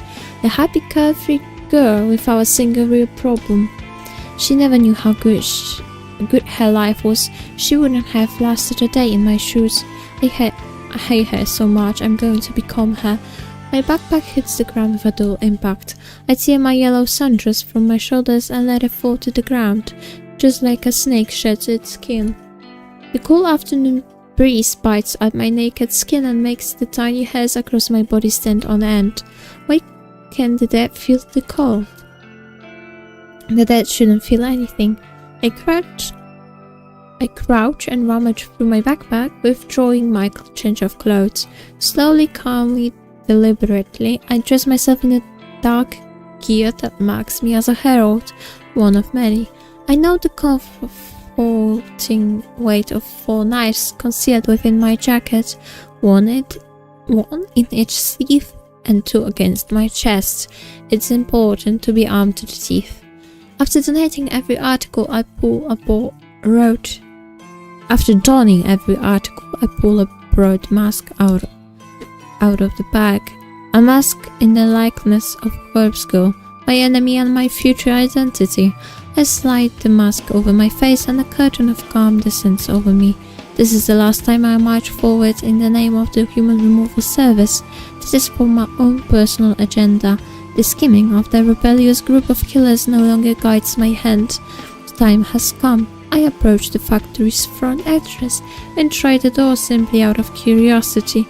I don't expect Noriko to have lowered her guard so much, and yet the door swings open. She left it unlocked.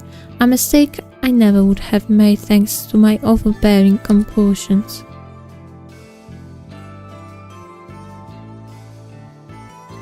This place reeks of death. If I wasn't so accustomed to the smell, I'd probably vomit. Do dead girls vomit? The dull, steady hum of an air conditioner registers in my consciousness, but doesn't distract me from examining the surroundings. Countless empty body bags are strewn across the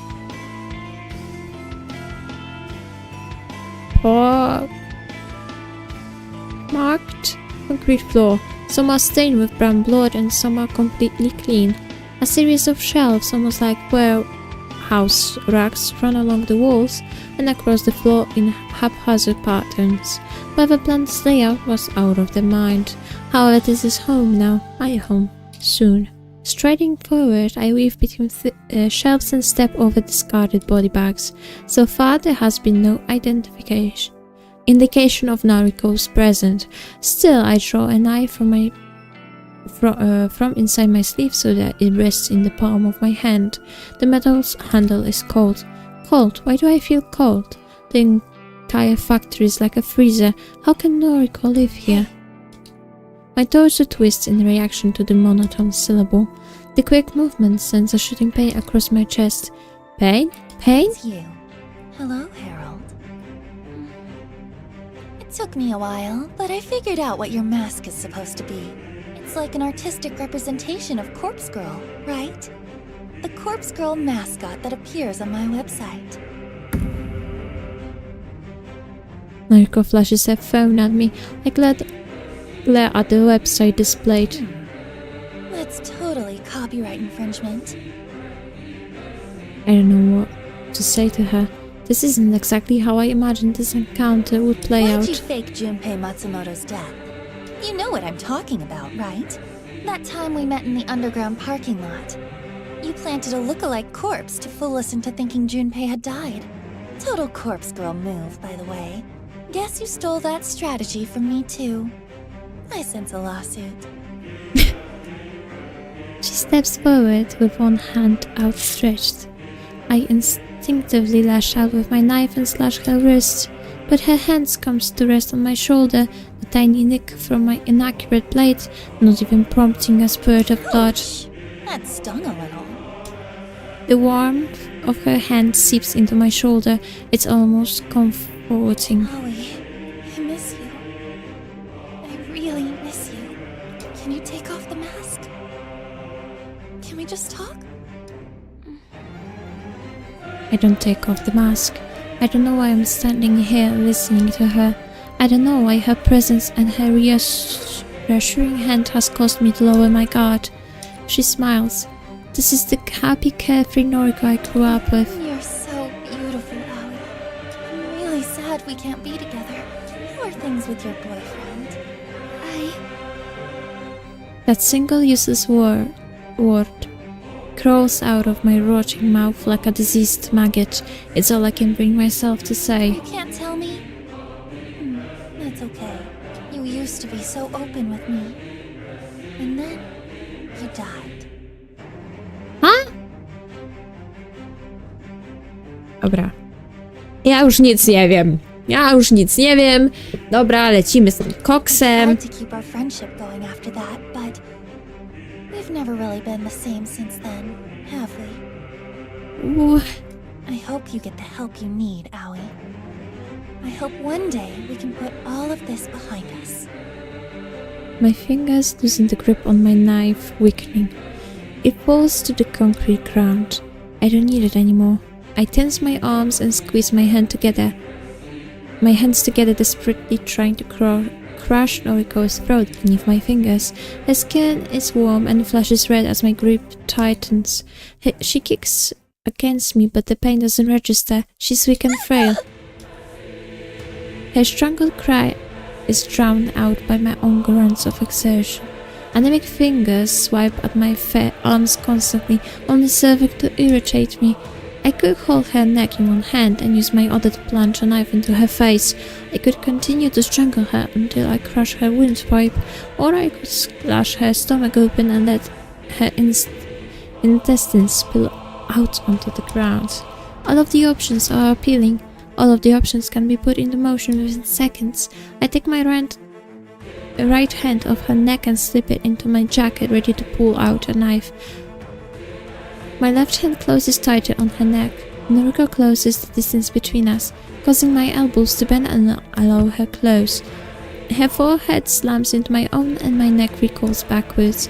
I'm falling to the ground, only able to blink once, and I try to work out what just happened. She somehow summoned the strength to headbutt me. Frail, weak, ghostly Noriko. She actually stood up for herself. She actually struck the person she loves. I'm dazed, but ultimately uninjured. I didn't even feel the impact on my skull against the concrete when I landed flat on my back. Noriko towers over me and rubs her neck, her ragged breathing even louder than the thrumming air conditioner. Sorry, Owie. I had to defend myself. Please, get up. Let's talk about things. I get up. I slip the knife into her side and feel it slide neatly between two of her ribs. Her taunt, thin skin does nothing to resist impalement. Noriko looks down at the wound and mumbles in surprise. I drive the knife in deeper with a flick of my wrist. I pull it sideways, slashing her barely open wide. An arcing stream of blood spurts from the savage wound and forms a macabre rainbow before me. Noriko coughs and gags as she frantically tries to stem the tide of blood with her hands. Damn it! Corpse girl! She falls to her knees. Her empty thread pulls with her, and her face slumps into the concrete. Noriko Kurosawa is dead.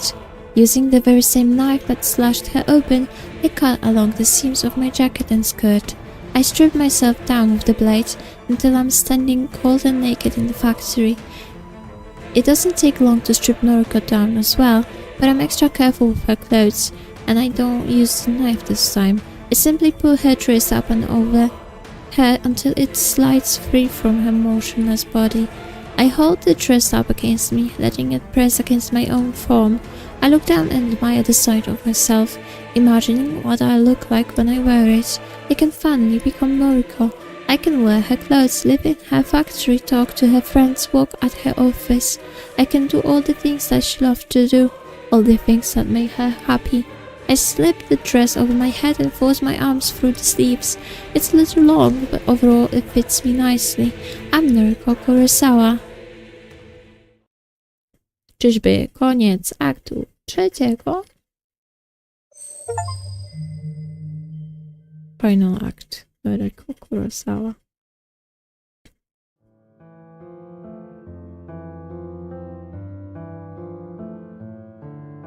When Mother killed herself, she didn't die. Well, she died, but not really. It's a funny thought every time. Everything that she was, everything that made her Asuna Kurosawa left this planet on that day. Her body remained, but her soul had departed. She got sent away to a care facility and I didn't see her very often after that. On the rare occasions I visited her, I would always notice that her eyes no longer looked like mine. I hate her for what she did to our family. Yuriko and I were only children at the time, but Mother hung herself up from the ceiling and made us watch. She encouraged us to kick the chair out from underneath her. We didn't understand what she was doing. She told us it was a game. So we kicked the chair and we laughed, and Mother laughed, and then her neck snapped and she stopped laughing, and that light in her eyes that I once shared with her was extinguished instantly. Yuriko screamed, and I screamed, and Mother just wouldn't move, and we couldn't get her down from the ceiling, and eventually Yuriko remembered how to call for an ambulance, and the paramedics arrived and we were taken away. And after that I was completely fucked up, because you don't just walk away from something like that and act like nothing happened. I spent years trying to force the painful memories of her attempted suicide out of my mind, but I didn't exactly cope with it very well. How could I? I became terrified of the ward and became used to locking myself inside and wasting away. Yuriko dealt with it a little better than me. I can't say her rebellious behavior was the right way to cope, but it had to have been healthier than staying inside for weeks at a time. By the time I reached senior high school, I think I had mostly gotten past everything. The vision of Mother hanging from the ceiling in front of me didn't haunt my dreams. The sound of our laughter intermingled with screaming didn't always ring in my ears. Or you helped me through a lot of it.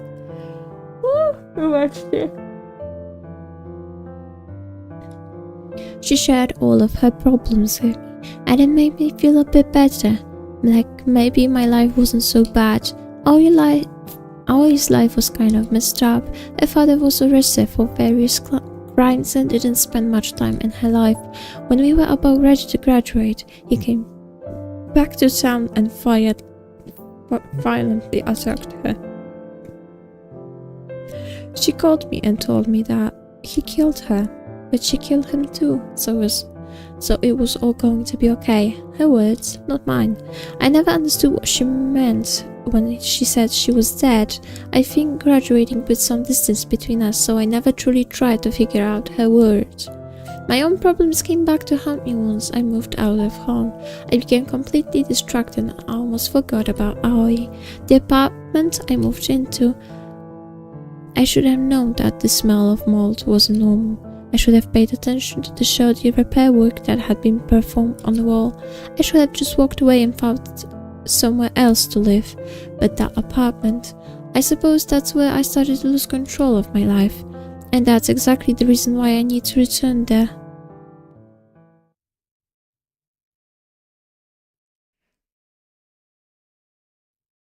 Ooh. Looks the same as always. I'm not looking forward to climbing the rest of the stairs up to the apartment. I can hardly walk at all, even on flat ground, but I have to do this. I can't let stitches and bandages and painkillers distract me from getting inside. Jezus, wystraszył mnie dzieci. I don't know how long I was in the hospital for. None of my personal effects were with me when I woke up. I had no phone, no purse, no handbag. The doctors monitored me for a few days and then let me go. Even though I told them I had nowhere to return to, they just threw me onto the street. They couldn't even tell me what happened to the girl who attacked me. They had no idea if she had been arrested or not. I have a feeling she's still out there. Regardless, I'm here now. My wound is apparently on the mend, and I don't have any signs of infection. All I have to focus on is the ascent in front of me. Each step I climb is more difficult to conquer than the last. Each time I raise my leg, I experience a tearing, searing agony along the length of my stomach. More than once, I have to stop and check that my stitches haven't torn wide open. When I'm sure my flesh is more or less intact, I continue scaling the mountain. My head throbs and beads of sweat drop down my face. When I hit the landing on the level below my own apartment, I spy a familiar face. Noriko? Momo Ogawa, the daughter of Kenji Ogawa, the man I framed in order to maintain my innocence. Hey, Momo. The panic cry isn't the reaction I was suspecting. Her father is exiting the apartment just as Momo cries out. He does a double take before glaring at me. Surprised to see you here. Can't quite get a grasp of his tone. Is he happy to see me or angry? Does he even know that I'm the reason he was arrested? Well, I'm assuming that the police let him go fairly quickly. After all, he's here at his home and not rotting in a cell. The landlord said you disappeared. Yeah, kind of. Are you okay? You look like... His gaze turns to the hospital tags adorning my wrists and the package of spare bandages I have slung over my shoulder. You know, you disappeared right around the time the police... Boże, mam wrażenie, że jakiś król jest za mną, ale to jest niemożliwe, bo wszystkie są u siebie i teraz się będę oglądała jak nawiedzona. Huh? Forget it. It's nothing. I have a bad feeling that he's beginning to piece something together. If he walks out and I'm behind his false arrest, then... Sorry, I should go. Yeah. Come on, Momo. Bye-bye, Noriko. Bye, Momo. The girl waves excitedly as her father leads her downstairs. I should feel relieved that he's safe, but honestly I just feel guilty. That my action, Corpse Girl's action, put a lot of strain on that little family. I have to keep going.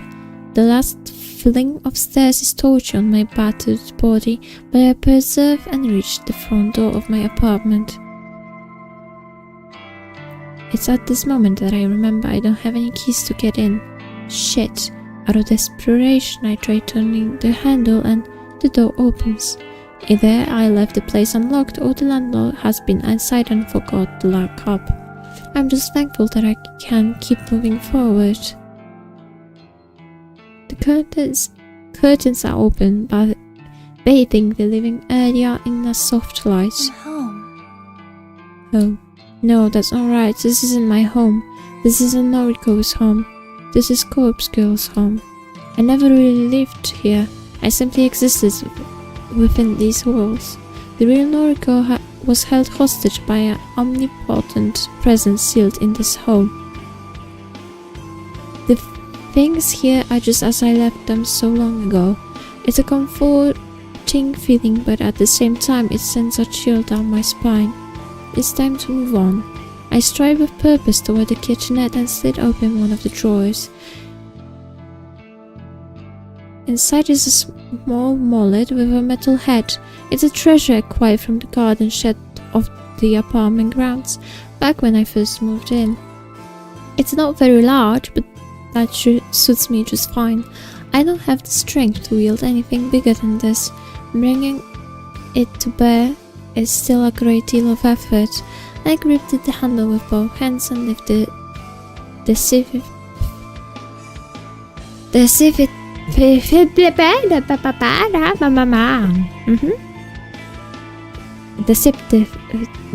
Ja wiem, jak chcę to powiedzieć, ale nie potrafię tego powiedzieć. Heavy tool. Equipped with this tiny weapon of destruction, I slowly lurch through the hallway. I make my way to the very end, where a blank, stark white wall faces me. The paint on the wall is peeling, like it was slapped on without care. The plaster is cracked, like it was applied by an amateur, and the lingering stench of mold is at its strongest when I stand in front of this wall. I bring the mold down with both arms, a heavy metal head crashing into the wall with as much force as I can muster. The struggle of bearing the mold is taking its toll on my wound. I feel the stitches in my stomach threatening to snap and break, but I can't stop here. I can't stop until I've crashed this wall and revealed the glittering contents of the trove hidden inside. Another swing and another crash against plaster, a cry of pain and another hole in the wall. I scream and swing and hammer and groan and slash and weep, and the wall crumbles beneath my sheer force of will. White dust clouds my vision and provokes me into a coughing frenzy. When my eyes and throat clear up, I throw the mullet to the carpet and venture forward. I clamber through the human-sized hole in the wall and find myself within the secret cache on the other side.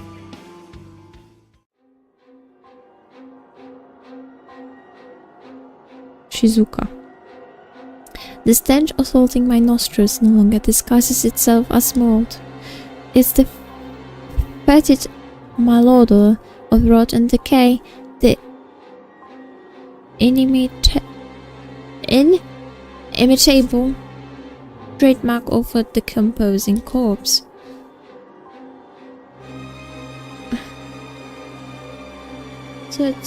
Znaczy ja się domyśliłam, że też tutaj jak już chcemy jakieś takie, że coś ją popchnęło do tego, żeby to zrobić, że tutaj pojawiła się jakaś siła. Tu będzie to właśnie siła, że prawdopodobnie Kojiro coś zostawił w ścianie, gdzieś w jakiejś szafie.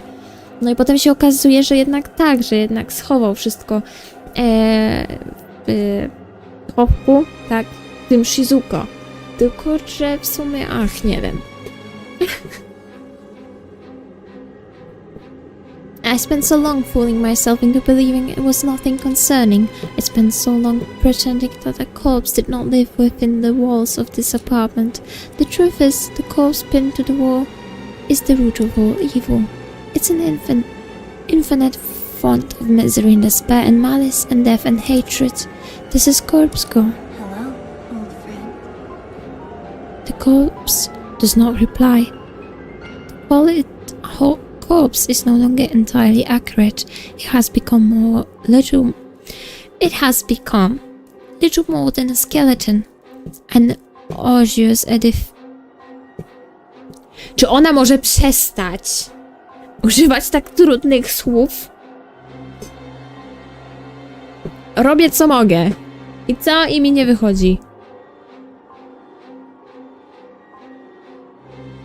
Osseous edifice and a macabre tribute to the unyielding sense of time. Bone and flesh and hair and fabric blend and intertwine and melt together to form a sickening representation of human beauty.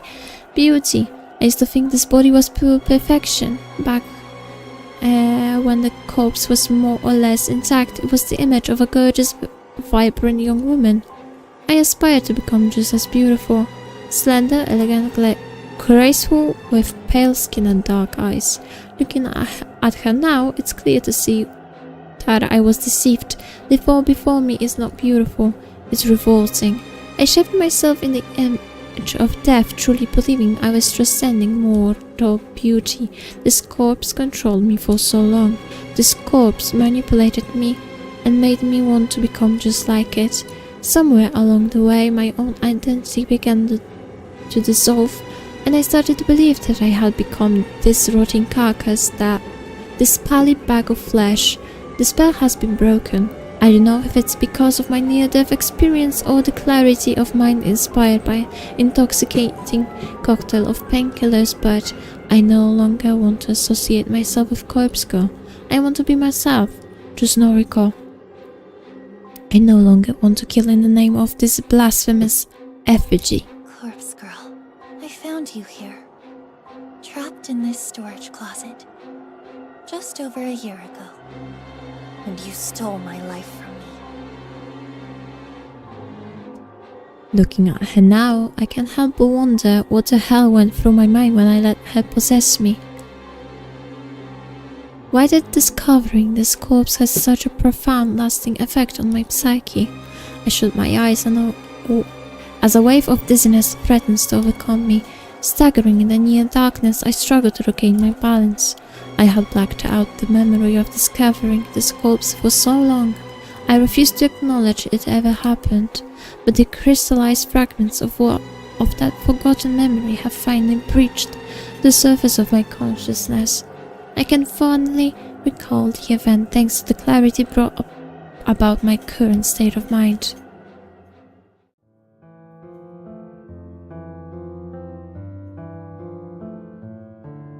It happened several days after I moved into the apartment. The musty smell of mold lured me to the wall at the end of the corridor, the wall that had been hastily patched up and covered with plaster and paint. I wondered about the source of the smell. I figured it might be a leak, a busted pipe that needed repair. Instead of calling upon the landlord for assistance, I took matters into my own hands. Perhaps I was inspired by my newfound independence. I had just become a free young woman living on my own for the first time. Perhaps I was just stupid. I located a mallet in the garden shed. I tore down the wall. I found Corpse Girl, and in that moment, I fell to my knees. Someone had hung this corpse upon the wall and decorated the storage room with books and photographs. The sign of the dead woman bearing down on me instantly unearthed the brilliant memories of my mother's attempted suicide. The pain and despair that I had repressed for so long found its way out of my mouth and formed an unholy scream. I think the fear of that discovery and the subsequent revival of subdued memories caused me to slip in and out of consciousness. I was paralyzed by fear, and my entire body was racked with pain. Looking back now, I feel like I must have spent days lying in a heap on the floor of this storage closet. Days spent within a dreary haze of dread and depression and distress. Days spent at the feet of that hanging corpse, that form I began to look up to and idolize. Days spent in a fever dream surrounded by photographs on the wall of all manner of corpses. Days and days of my soul and identity slipping between my fingers. Something must have eventually cracked inside me, because I remember getting to my feet and repairing the wall. I don't know how I did it, but I patched it up and painted over it and vacuumed up all the dust and debris from the carpet. And then the memory of the entire incident just vanished from my mind. The only relic I retrieved from the storage space was a single book, a heavy tome that must have tumbled out of the closet during my delirium. False Photography, a comprehensive history of photo manipulation. Now, Corpse Girl doesn't look the way she used to. Uncovering her today hasn't shocked me into submission like it did all that time ago. Am I stronger now? No, not really. But I was prepared to face her this time, and now I'm here to bury her. As I calmly assess how difficult it will be to retrieve her from her position, my eyes fall upon the dozen of photographs plastered haphazardly across the walls. Photographs of nameless bodies printed with an instant camera. There must be 10 or 20 or 30 corpses across the entire series of images. I don't recognize any of them. That's the only comfort I can take from viewing the images, the comfort that I'm not the one who decorated this room with these macabre visuals. Whoever put these photos up is undoubtedly the same person responsible for hanging Corpse Girl on the wall. All of the photos look so real, and all of the corpses are in such normal situations.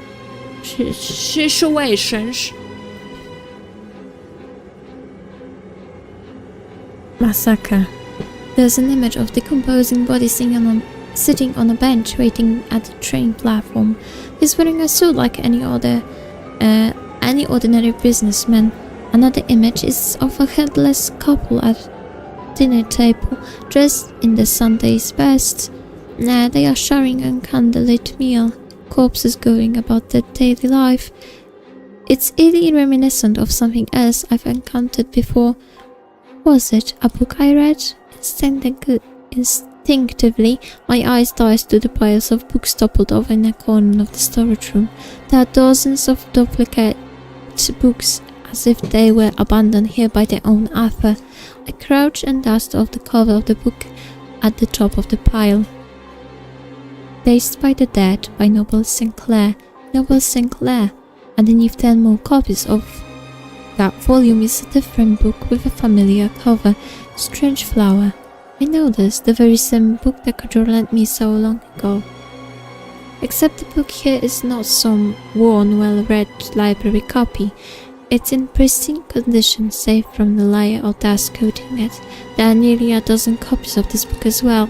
Someone intentionally abandoned these books here, and the fact that there are accompanying so many photos of corpses, not to mention Miss Corpse Girl herself, is no coincidence. These books and photos, as well as the copy of false photography I found here so long. Love this somehow embedded itself into my consciousness and inspired me to start Corpse Girl's website. I'm sure of it. This room, this fucking cursed room, ruined my life and corrupted my mind. And I have to wonder if somebody planned it all. Did somebody leave all of these things here in order to break whoever entered? That's probably a far-fetched concept, but I'm desperate to place the blame on somebody, anybody but myself. Enough. A light slap to my face snaps me out of my inner ramblings. It's time to bury Corpse Girl and put this life behind me once and for all. I can't really atone for the things I've done this last year. Hell, I don't really feel like I need to atone. It's not guilt that's eating me up inside. But at the very least I can move on. I carefully remove the restraints tying Corpse Girl to the wall and feel the weight of her rotted body collapse against my own frail form. Her head leans against my shoulder, and for a brief moment I pause and let her rest against me. I run a hand through what's left of her hair. She's been through a lot. We both have. We're both Corpse Girl. Well, we both used to be. Now we are just empty husks with no purpose. If we're not Corpse Girl, we'll probably be forgotten, lost to time and memory.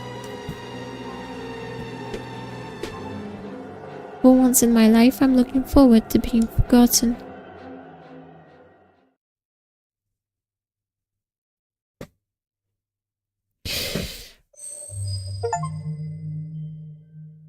Bonus ending! Come on, tomorrow at the number. Nice! God, this place is boring as hell. After all the shit I've been through this year, I simply can't believe I'm still walking here. If it weren't for Shinya, I probably wouldn't bother coming in every day, but I want to patch things up with him. If I keep talking to him in the office, surely I'll crawl my way to forgiveness. Speaking of that son of a bitch, here he comes now. Look at him. He walks past my desk and doesn't even acknowledge my existence. How can he ignore me after all the time we spent together? Fucking hell, he irritates the shit out of me sometimes. I'll just have to take matters into my own hands. If he won't talk to me, I'll just make him talk.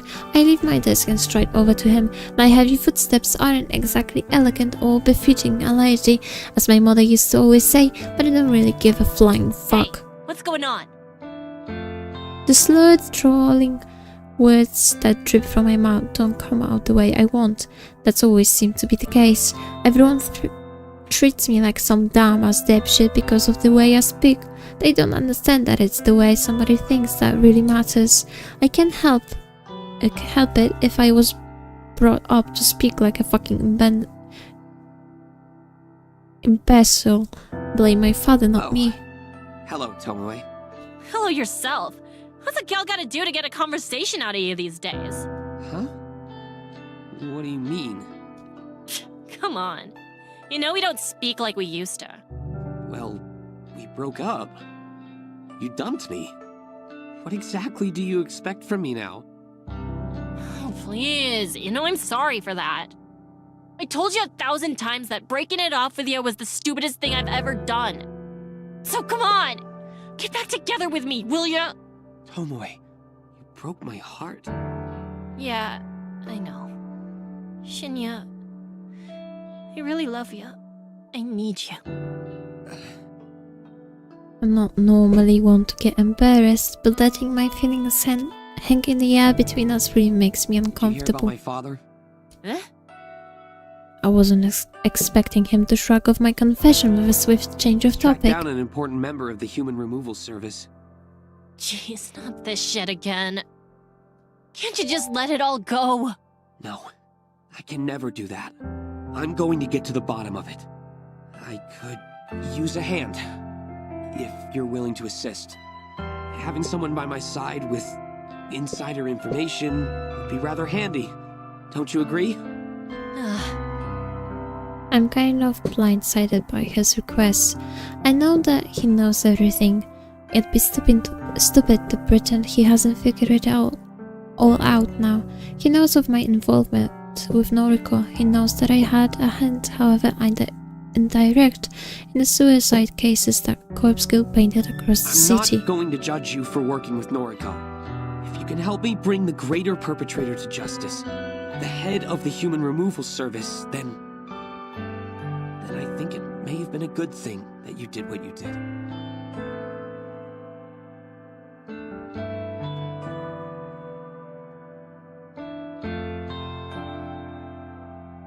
Nie przejmujcie się, już wróciłam. That's so. You'd forgive me for getting involved with such stupid shit? Yes, I'd have no choice but to forgive you. And maybe we can even move further forward. I know he's just saying what I want to hear. He can be manipulative in his own way. But if there's a chance I can make up for the shit I've done and win Shinya over again, then I have to go for Right. it. Sign me up then, or whatever. I'll help out. Thank you, Tomoe.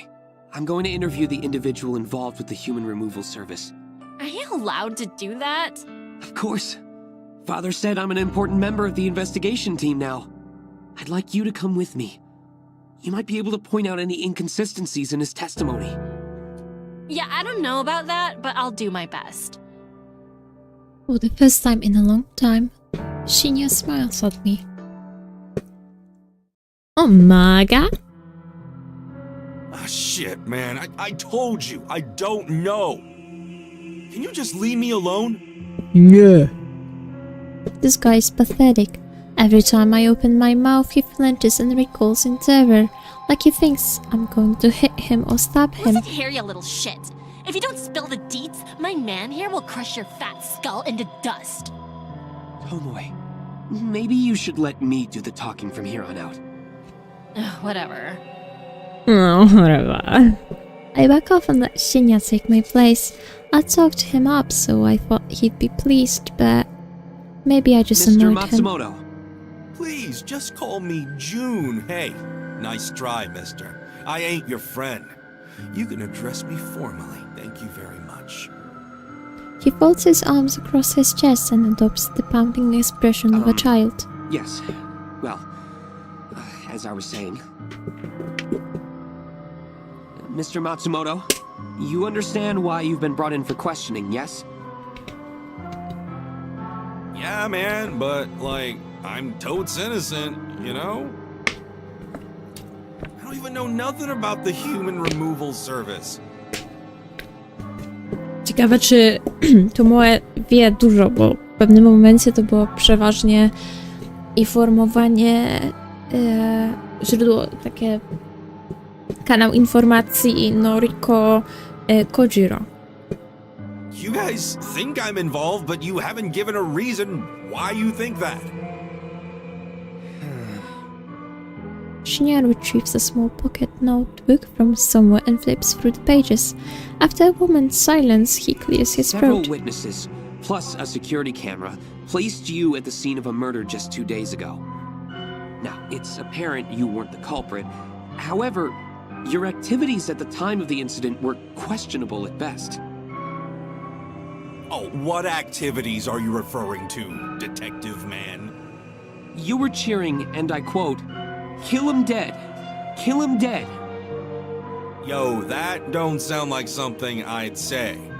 I want my lawyer. You can't detain me here. Mr. Matsumoto, you willingly came here when we contacted you. You are not under arrest. This is ludicrous. Ludicrous, I say! Be that as it may, I have a few more questions. One witness declared that you followed the masked culprit after they fled the scene of the crime. Is there any truth to this claim? Nah, man, like, I just needed to go the same direction, you know? I've got no idea who this Herald person you keep mentioning is. Nikt nie wspomniał o Heraldzie. She never raises an eyebrow. It casts me a dark look. I just Never shrug. mentioned the word Herald. Is that the name the culprit refers to themselves as? Oh, this is like some detective mind trick, ain't it?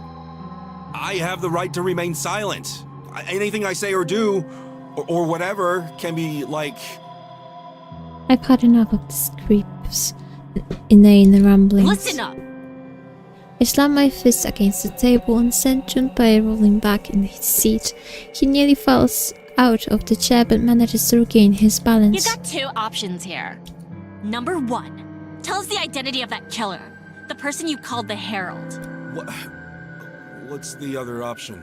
Number two, tell us who is really in charge of the human removal service. His sweaty, pulsating forehead is glowing red. I can't betray the identity of the Herald. I just can't. But the guy behind all of this, I say fuck him. I'll sell him out if it means you'll pardon my involvement. I don't know what caused his sudden change in attitude, but Shinya gives me a grateful nod and it feels good to have been helpful. Please, Mr. Matsumoto, please give us a name. Łeba mnie boli już. Okay.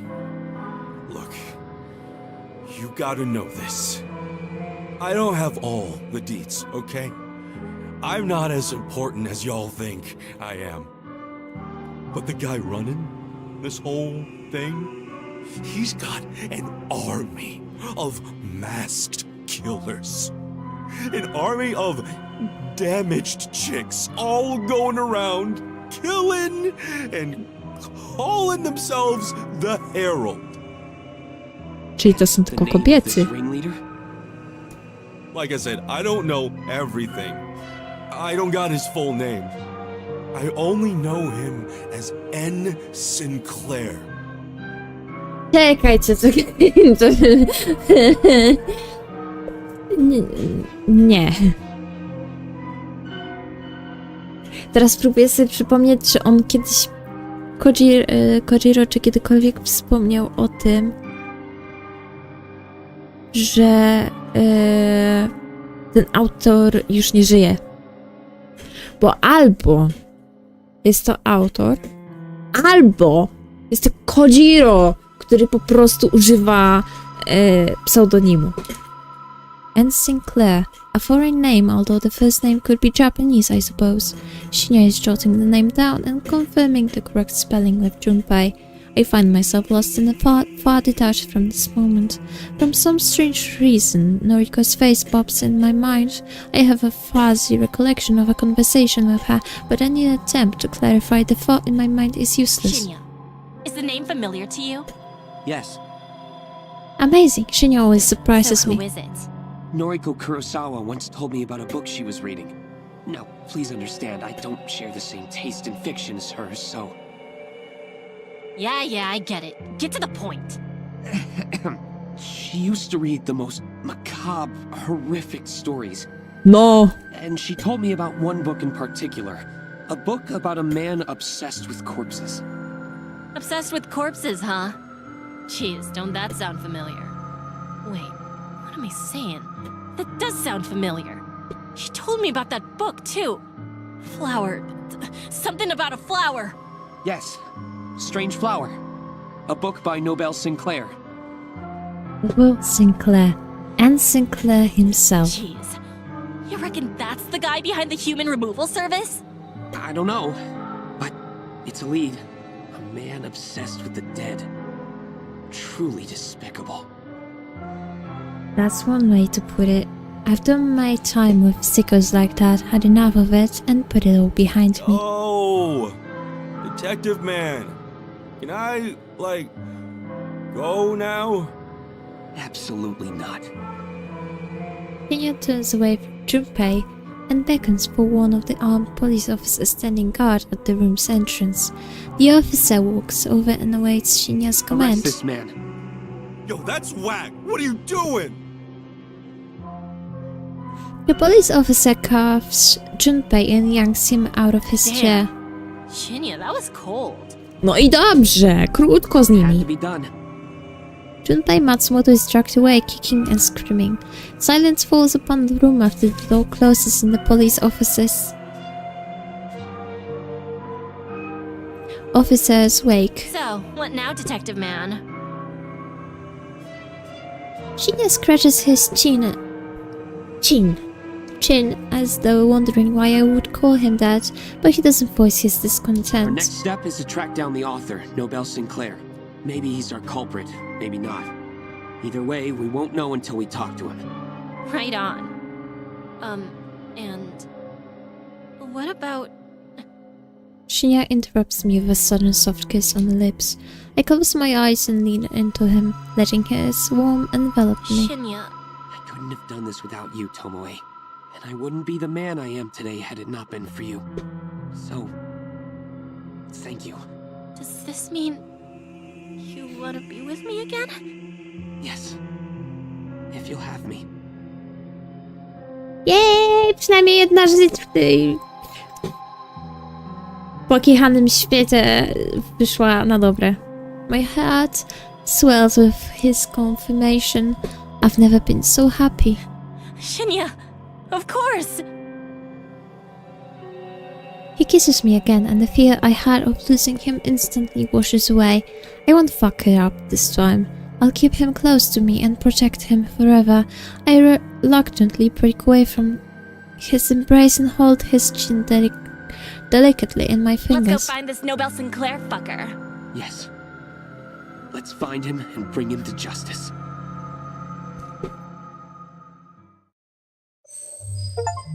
Ending A true. Noriko Kurosawa. 3 months later.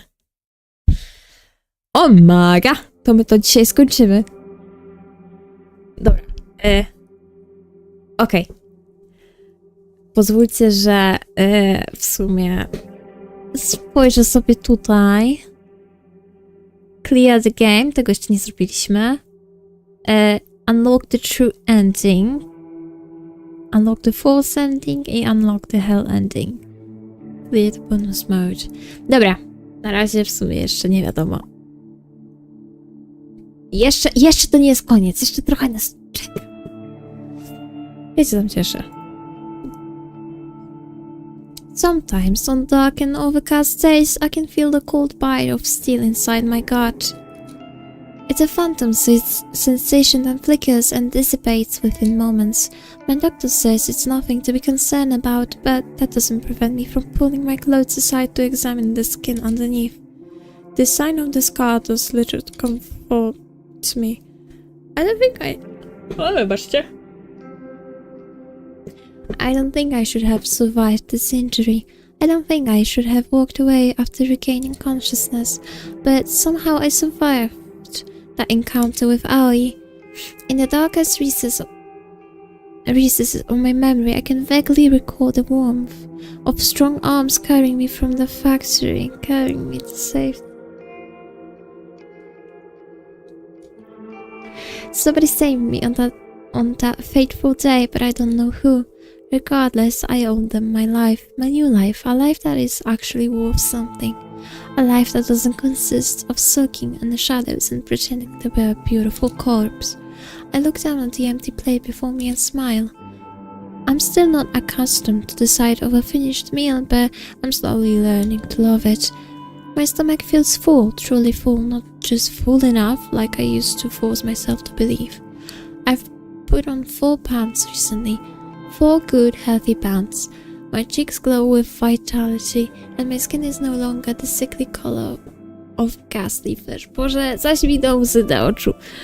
Bo jestem tak cholernie dumna z Noriko. Tak cholernie jestem z jej dumna, że przebudziła się z tego wszystkiego, że wróciło do niej, co tak naprawdę zmusiło ją do zostania Corpse Girl, że to nie do końca była ona, że tak jak ja mówiłam, że tutaj Corpse Girl wyszła naprzód, a jej prawdziwa osobowość została z tyłu. I ona tak naprawdę chce być zdrowa i w ogóle...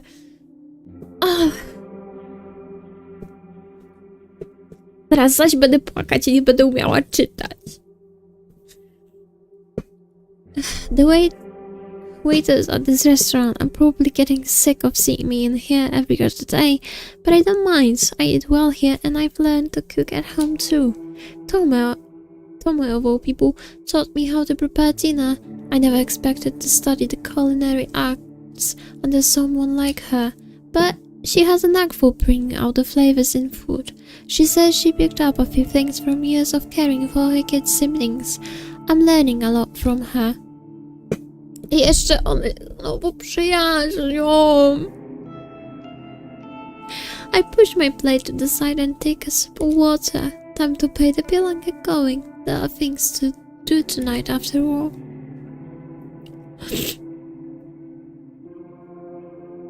Months have passed since the last time I set foot on these cursed grounds. The wafting stench of decay invades my nostrils and threatens to make me spill the contents of my stomach on the asphalt. It's a stench that I was once completely accustomed to. Now it's a sickening reminder of the person I used to be not so long ago. I didn't want to come here tonight. I didn't want to come here ever. Yet here I am. Call it a hunch, or a premonition, or just a bad feeling, but some part of my mind urges me to visit this place after receiving a strange text message this morning. A text message that seemed both alien and familiar at the same time. A solitary word decorated the contents of the message, goodbye. But what drew my attention the most was the image attachment, a photo of a young woman. A young woman bent over backwards, her face obscured by matted hair and blood, and her chest exploding open from the inside. The young woman in the photo was me. It was an image of my own corpse. The craftsmanship was excellent.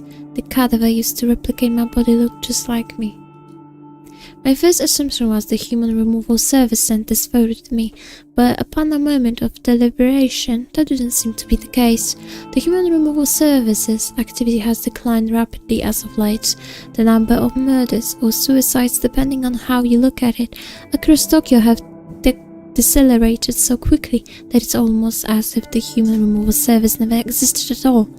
Besides, that organization had a particular trademark when sending out doctored corpse photos. They would include instructions with the message, instructions for the victims to follow, usually involving the murder of another victim. The message I received simply said goodbye. My corpse photo feels personal. It's typical of the work I used to perform. It's almost as if somebody took over the identity of Corpse Girl, the role that I once filled. But that's crazy, isn't it? I take a deep breath and stride toward the factory's entrance. I almost choke as I breathe in the thick air. The stench of death hangs like smoke inside the factory. This place looks just as it did when I was last here. The notable exceptions are the fresh cadavers displayed here and there upon the warehouse racks. Somebody's living here, somebody's continuing Corpse Girl's work, and somebody thought it would be wise to tackle me as a victim.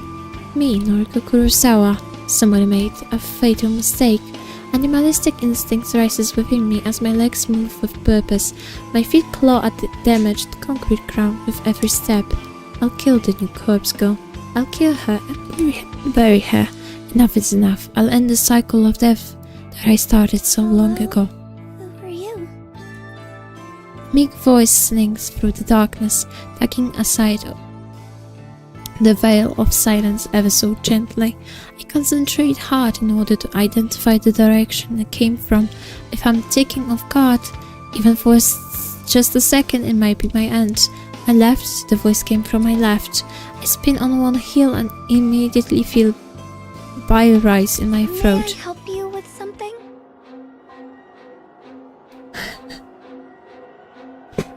What the fuck is this? My name is Noriko. Noriko Kurosawa. It's nice to meet you. What's your name? Aoi? Is that you? I feel like I'm looking into a twisted mirror. The girl before me is not me, and yet Are you here to buy a corpse? I have plenty on display. You can browse as much as you like. But that one on the end of the rack is reserved. Sorry.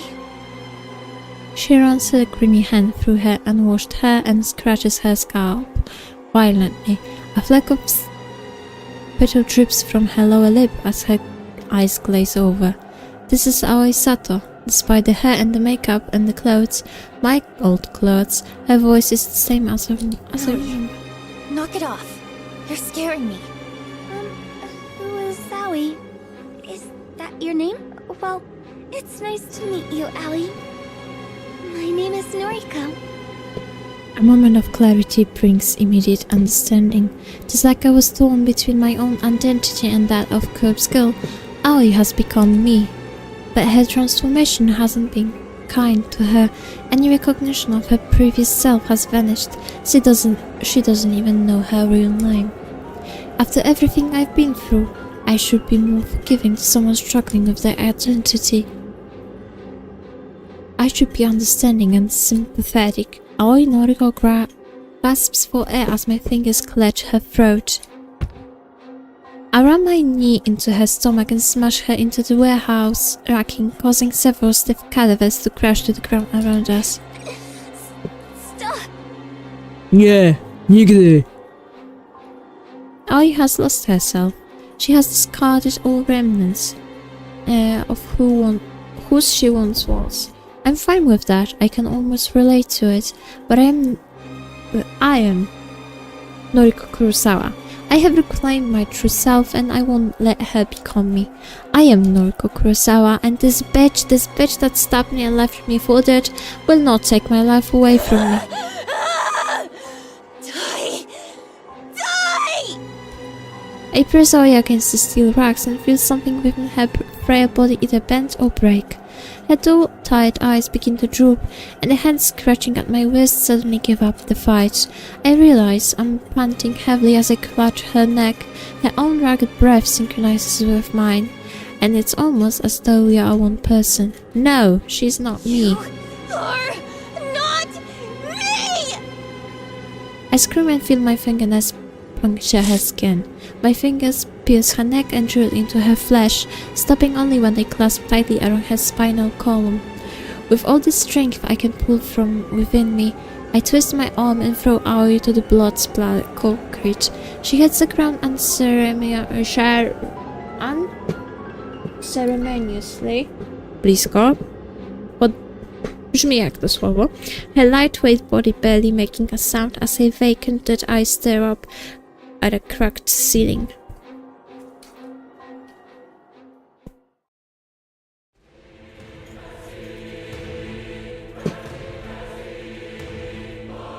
I never imagined I have to dig up this grave for a second time. When I buried Corpse Girl in the gardens below our former apartment, I didn't predict I'd have to see her again so soon. But here she is, still rotten and miserable. I thought her burial was going to be the end of it all, a symbolic gesture to help me leave behind the person I had become.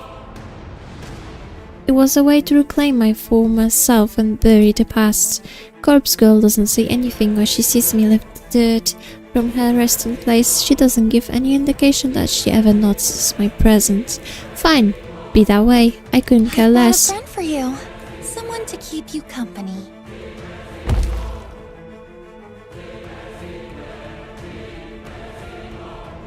With a great deal of effort, I hauled the body of Aoi into the narrow pit and let it collapse beside Corpse Girl. The girl in my old clothes seems to cuddle up to her new companion.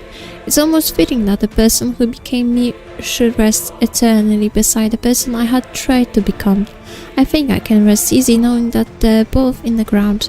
I think nothing further can prevent me from being Suppose I Noriko. should say a few words. You were my best friend, Aoi. And I'm sorry I couldn't save you. I'm sorry that I only ever wanted to save myself. I hope that you at least found some happiness by becoming me. Goodbye. I clutched the small shovel in my hands and began to fill in the makeshift grave. Dirt and rock pile into the pit slowly. I mistake the faint howl of the wind as final moan from girl I once knew as Aoi. Covered in dirt and grime and blood and muck and God knows what else, I collapsed into the floor in my new apartment. I'm very fortunate I managed to find this place. Someone moved out in a hurry and I was able to move right in with just the first month's rent paid up front. Don't know if I'll be able to afford next month's payment, but I'll face the challenge when it arrives. For now, everything is finally over. I should shower or bathe or at least scrub the filth from my skin. But I'm so tired. I'm exhausted. This is the price of being Noriko Kurosawa. I roll over onto my side and grab my phone, slowly bringing it to my eye level. An involuntary frown masks my dirt encrusted face when I noticed the icon for one missed call on my screen, an unknown number. A short message tells me that the caller left a voicemail. I don't know who might have called me at such a late hour. It's well past midnight after all. I close my eyes and let the voicemail play. Hey. Bit late. Saw us. We should talk. Call me?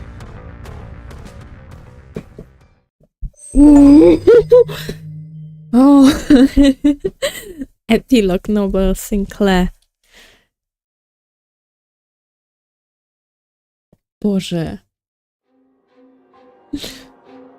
The book is almost warm in my hand. It's a pristine volume fresh off the printing press. Paperback though, I would have preferred hardback. Been a while since I last published a book. Years. The few fans I have probably thought I disappeared off the face of the planet. I did, in a way. Not my fault, death is death. Noel Sinclair died in a fire inside his family home. That was a long time ago. Even though my name burned to ash, my body survived. I had to pick up a new name after that. Can't wander this planet without one. This body went on living for quite a while with the new name. I even grew to like it. Then the strangest things happened. Another fire, inside a morgue this time. The new name went up in flames. My body survived again. Fate? Don't know. Felt a bit lost after that. Felt a bit unlike anybody. I decided to pick the old name back up, dusted it off, pinned it on my chest. Noble Sinclair. It always suited me. Mother gave it to me after all. This time I didn't want to completely disregard my existence. The time spent as another man. Too much happened. I've got too much to tell, too many tales to keep to myself. So this new book tells the entire story from start to end.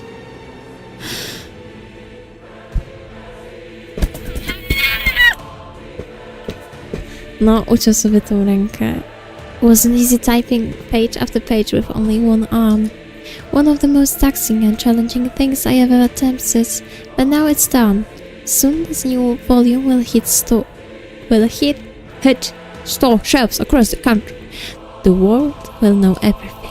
I used pseudonyms throughout the book to protect the identities of the guilty, the print Noriko Kurosawa's real name even once.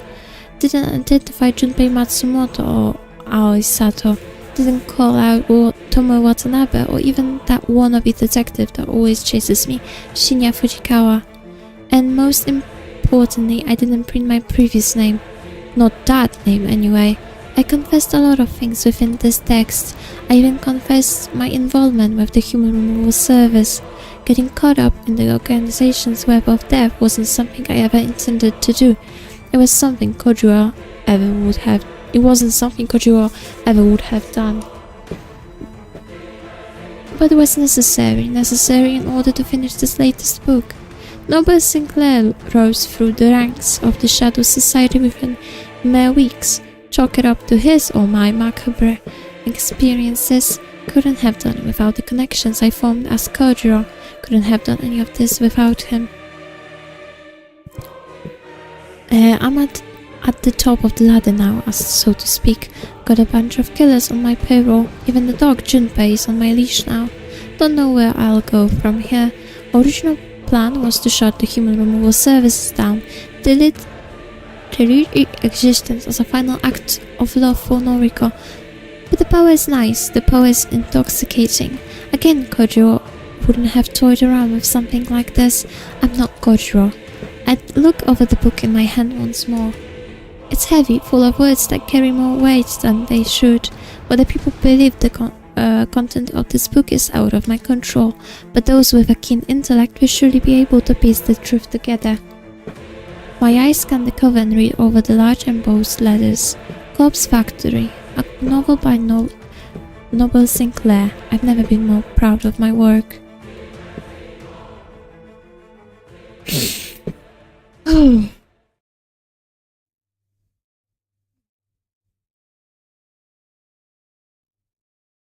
Nie. No koniec. Koniec, moi drodzy. Odblokowaliśmy Crow Factory. Czekajcie, bo coś ten... Crow Factory. Galerię brakuje nam 2, ale to prawdopodobnie z powodu tego, że są 2 zakończenia jeszcze, które pominęliśmy.